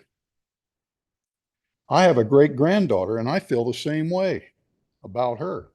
If someone did something to violate her, take away her innocence, they better pray that they get to the police before I do. Children are a blessing from God and should be protected at all costs. Speaking about God, I want to let you know, in case you don't know, or you don't even believe in God, that God loves you. Celeste, God loves you. Walt, God loves you. Brandon, God loves you. Amy, God loves you. Mac, God loves you. Steve, God loves you. Gary, God loves you. Mike, God loves you. But he doesn't like the LBGT books. The gentleman I was talking to told me that the law, and I don't know whether it was state or federal, tells us that we have to put the LBGT books in our libraries, and that he will follow those laws. I didn't think of it at the time, but I would now tell this person, when man's law goes against God's law, I am going to choose God's law. There are many examples in the Bible. Everybody's heard the probably story of Shadrach, Meshach, and Abednego, right? They refused to obey the law, right? I mean, they had passed the law there. Hey, you're going to bow down to this image or we're going to kill you. And they said, hey, you can kill us if you want to. But, you know, the Bible tells us we're to worship God and Him alone. So do whatever you want to. Now, the outcome turned out good. But there's many in the Bible it didn't turn out good. Read the book called Fox's Books of Martyrs. You'll find out. Do I believe in freedom of speech? Absolutely. I served in the military for 6 years, one of which was in Vietnam. I love this country. I believe it's the greatest country on the earth. I've been in a lot of countries, and I have never seen any country as good as ours. Not because we are the best people, because of God's blessing. But these LBGT books don't represent freedom. No, they are leading us into bondage. Please protect our children and remove these books. Thank you for your time. Thank you. Is there anyone else from the public that would like to speak? Yes, sir. Sure, if you just stand up, make sure we can hear your name and your address.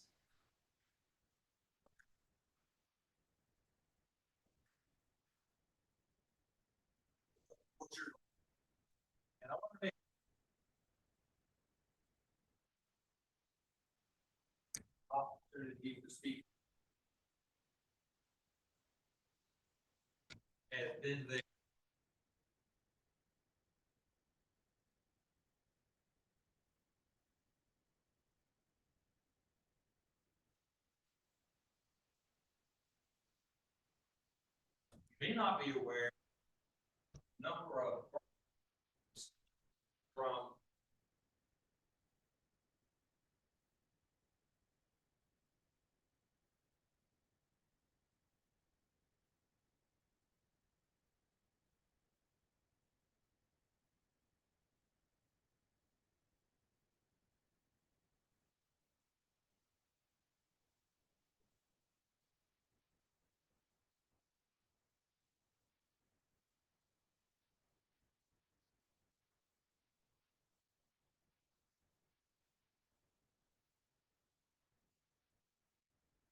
could be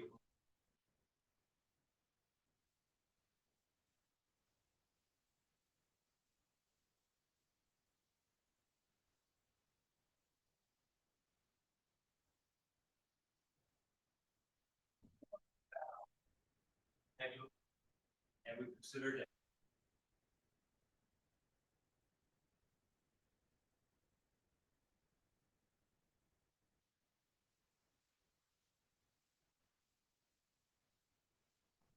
Comments.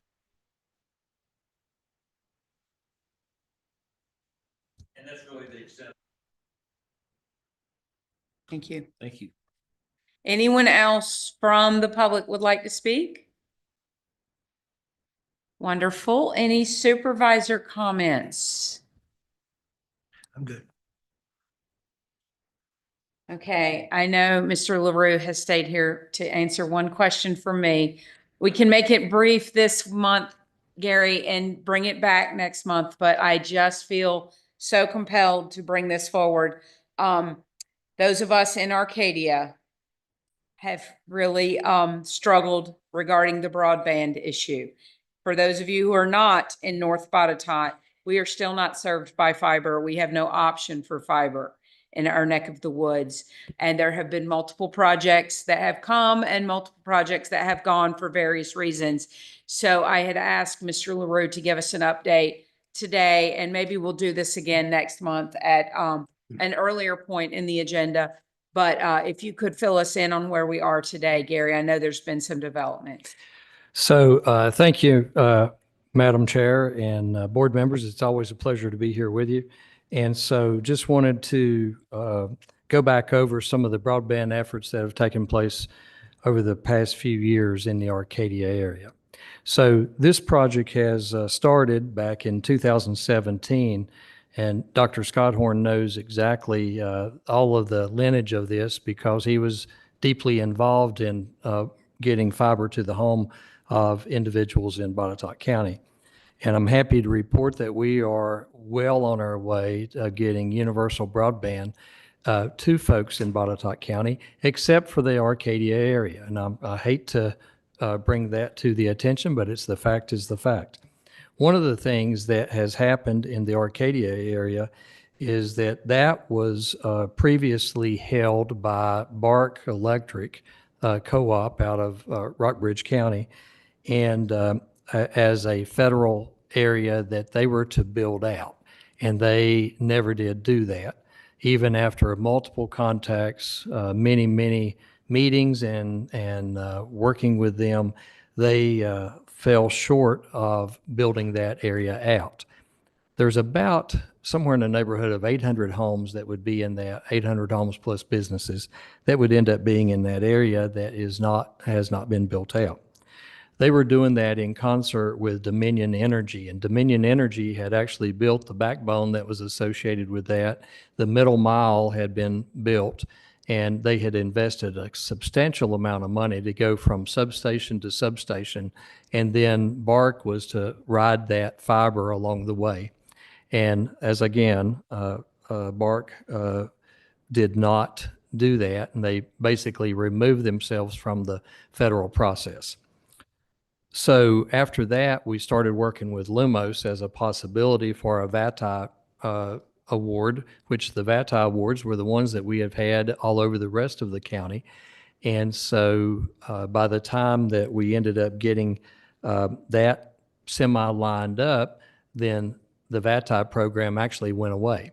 And it was replaced by BEAD, B-E-A-D program, which was a federal program, still a federal program, where I think it's $42 billion that's being invested in broadband and in fiber along the way. So the BEAD program got started. We were not to actually know who the applicants were for the various areas. We only had the one area, which would be the Arcadia area, and we were not to even know who had been applying for that. So eventually we were allowed to know, and so that came out to be Comcast. So Comcast was very interested in getting that BEAD award. And one of the things that had happened was that Starlink was not part of the solution of the previous administration. Starlink being the Elon Musk version of being able to use satellite as a tool for broadband. And so fiber was really what the key was in Virginia, and Virginia had been pushing fiber to the home just as Dr. Scotthorn had. So that was removed. Starlink was removed. Starlink ended up getting put back in by the current administration as an option for broadband delivery.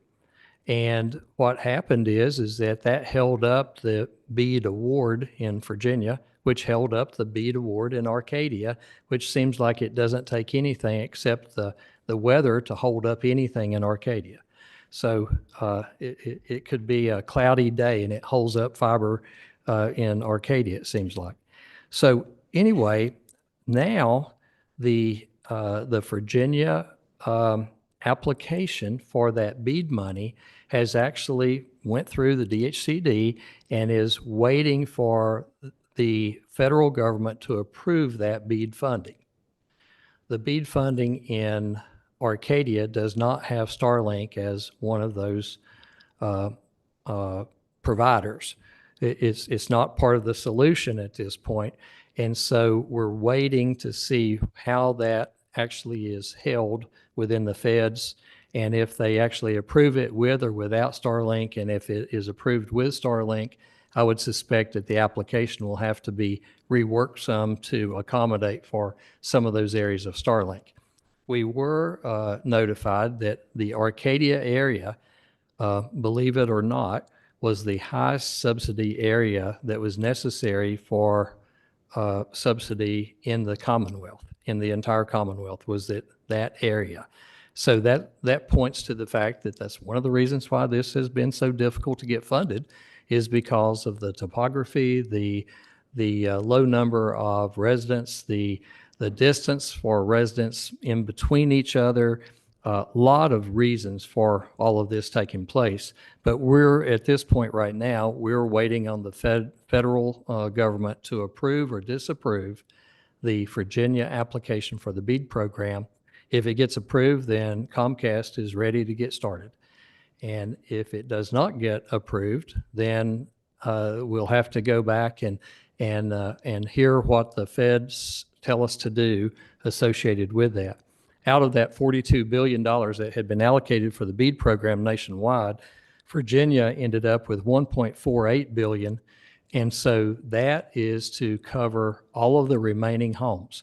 And in most localities, I'll say many, and in reality, most localities, they do not have the percentage of fiber to the homes that we have here in Botetourt. Nowhere close to that. So most of that money is being spent outside of Botetourt, but there is some, about these 800 homes, that need to be covered. And we just continue to fight the battle and work with DHCD and with others to actually get that to happen. So it's just one activity and another. And sorry that that's the case. I have two questions, if I may. The first question would be, what's the speed that Starlink gives, and what's the speed? I am not a Starlink expert by any means. Anecdotally, I've been told is about 400 megabytes. And that's not uniform up and down. Understood that is the down speed. I do not know what the up speed is, but it's less than that. And the fiber will give? The fiber would be up to multiple gig speed is probably, and it would be both sides, up and down, as far as that goes. And then if there was an individual that works for the government of some sort in his home? Correct. Okay, so I understand where you're headed there, is that if it is on Starlink and you have some requirement, whether that is government or whether it's corporate, you could end up having corporate needs where your speed needs to be at a certain level, then Starlink may or may not qualify for that. Also, Starlink may or may not qualify for security purposes. I know that has been part of the reason in the past, was that some offices would not allow Starlink to be part of that. One of the things that's interesting, the way I understand it, is that the latency of Starlink is fairly extensive, and you can imagine you're going a long distance before to a satellite and then back to ground, and all of that messaging is going back and forth, and so the latency that's involved is very relatively long. And so even if you needed to have a phone that was attached to that for some reason, if you're doing a call work where you're supplying technical expertise to an eye doctor or whatever it might be, is that sometimes those telephone connections are less than optimal. And so your feedback is great and your speed is slow. So makes it very difficult. Thank you. Are we left on our own on all this? I'm sorry? Are we left on No. our own? No. Is the state running interference? Good question there, Steve. Is that no, the BEAD program is actually not a program that we're actually even involved in. The reason why we're involved in this is because we want to get the services to those folks in the Arcadia area. So the Department of Housing and Community Development are the ones that's running lead on this and are fighting the battles that are associated. Yeah, matter of fact, I was with the director of the broadband program last week. I guess I was in Richmond, and she was speaking about that. Dr. Holmes, who has helped us throughout the whole VATI program and everything, and she was speaking about some of the trouble of this. She said it was very difficult to remind the feds that we have trees in Virginia, where you end up may be able to see the satellite during the winter, but you may not be able to see it during the summer, just as an example. And whereas fiber doesn't mind because fiber is coming to your home, and it's probably underground and overhead and a lot of different variations of that. So, she's trying and fighting to get the real solution, and the real solution is fiber. So, Thank you. mhm. Any other board member comments? I want to invite everyone. 10 a.m. Thursday, we are going to do what? Cut the ribbon on the new 911 center at the Fire and EMS, Botetourt Fire and EMS at Reed Mountain. So please join us there for that ribbon cutting. That's a very exciting moment. Our 911 folks have worked in very constrained conditions for some time. This is going to give them a wonderful working space. It's also going to afford us, I think, some redundancy in our system so that we can ensure service when the power is out or when there might be another emergency. So this is really going to go a long way toward protecting our citizens. So thank you all. Do I have a motion to adjourn? So moved. Anyone opposed? That motion carries. Thank you all very much. We will see you next month.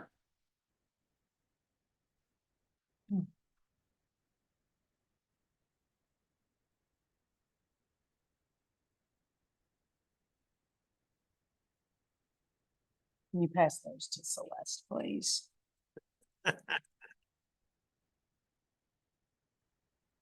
John, Mary. Say no out loud. You want me to say it? I need to know. Let's do the abstain. Thank you. I need you to be vocal.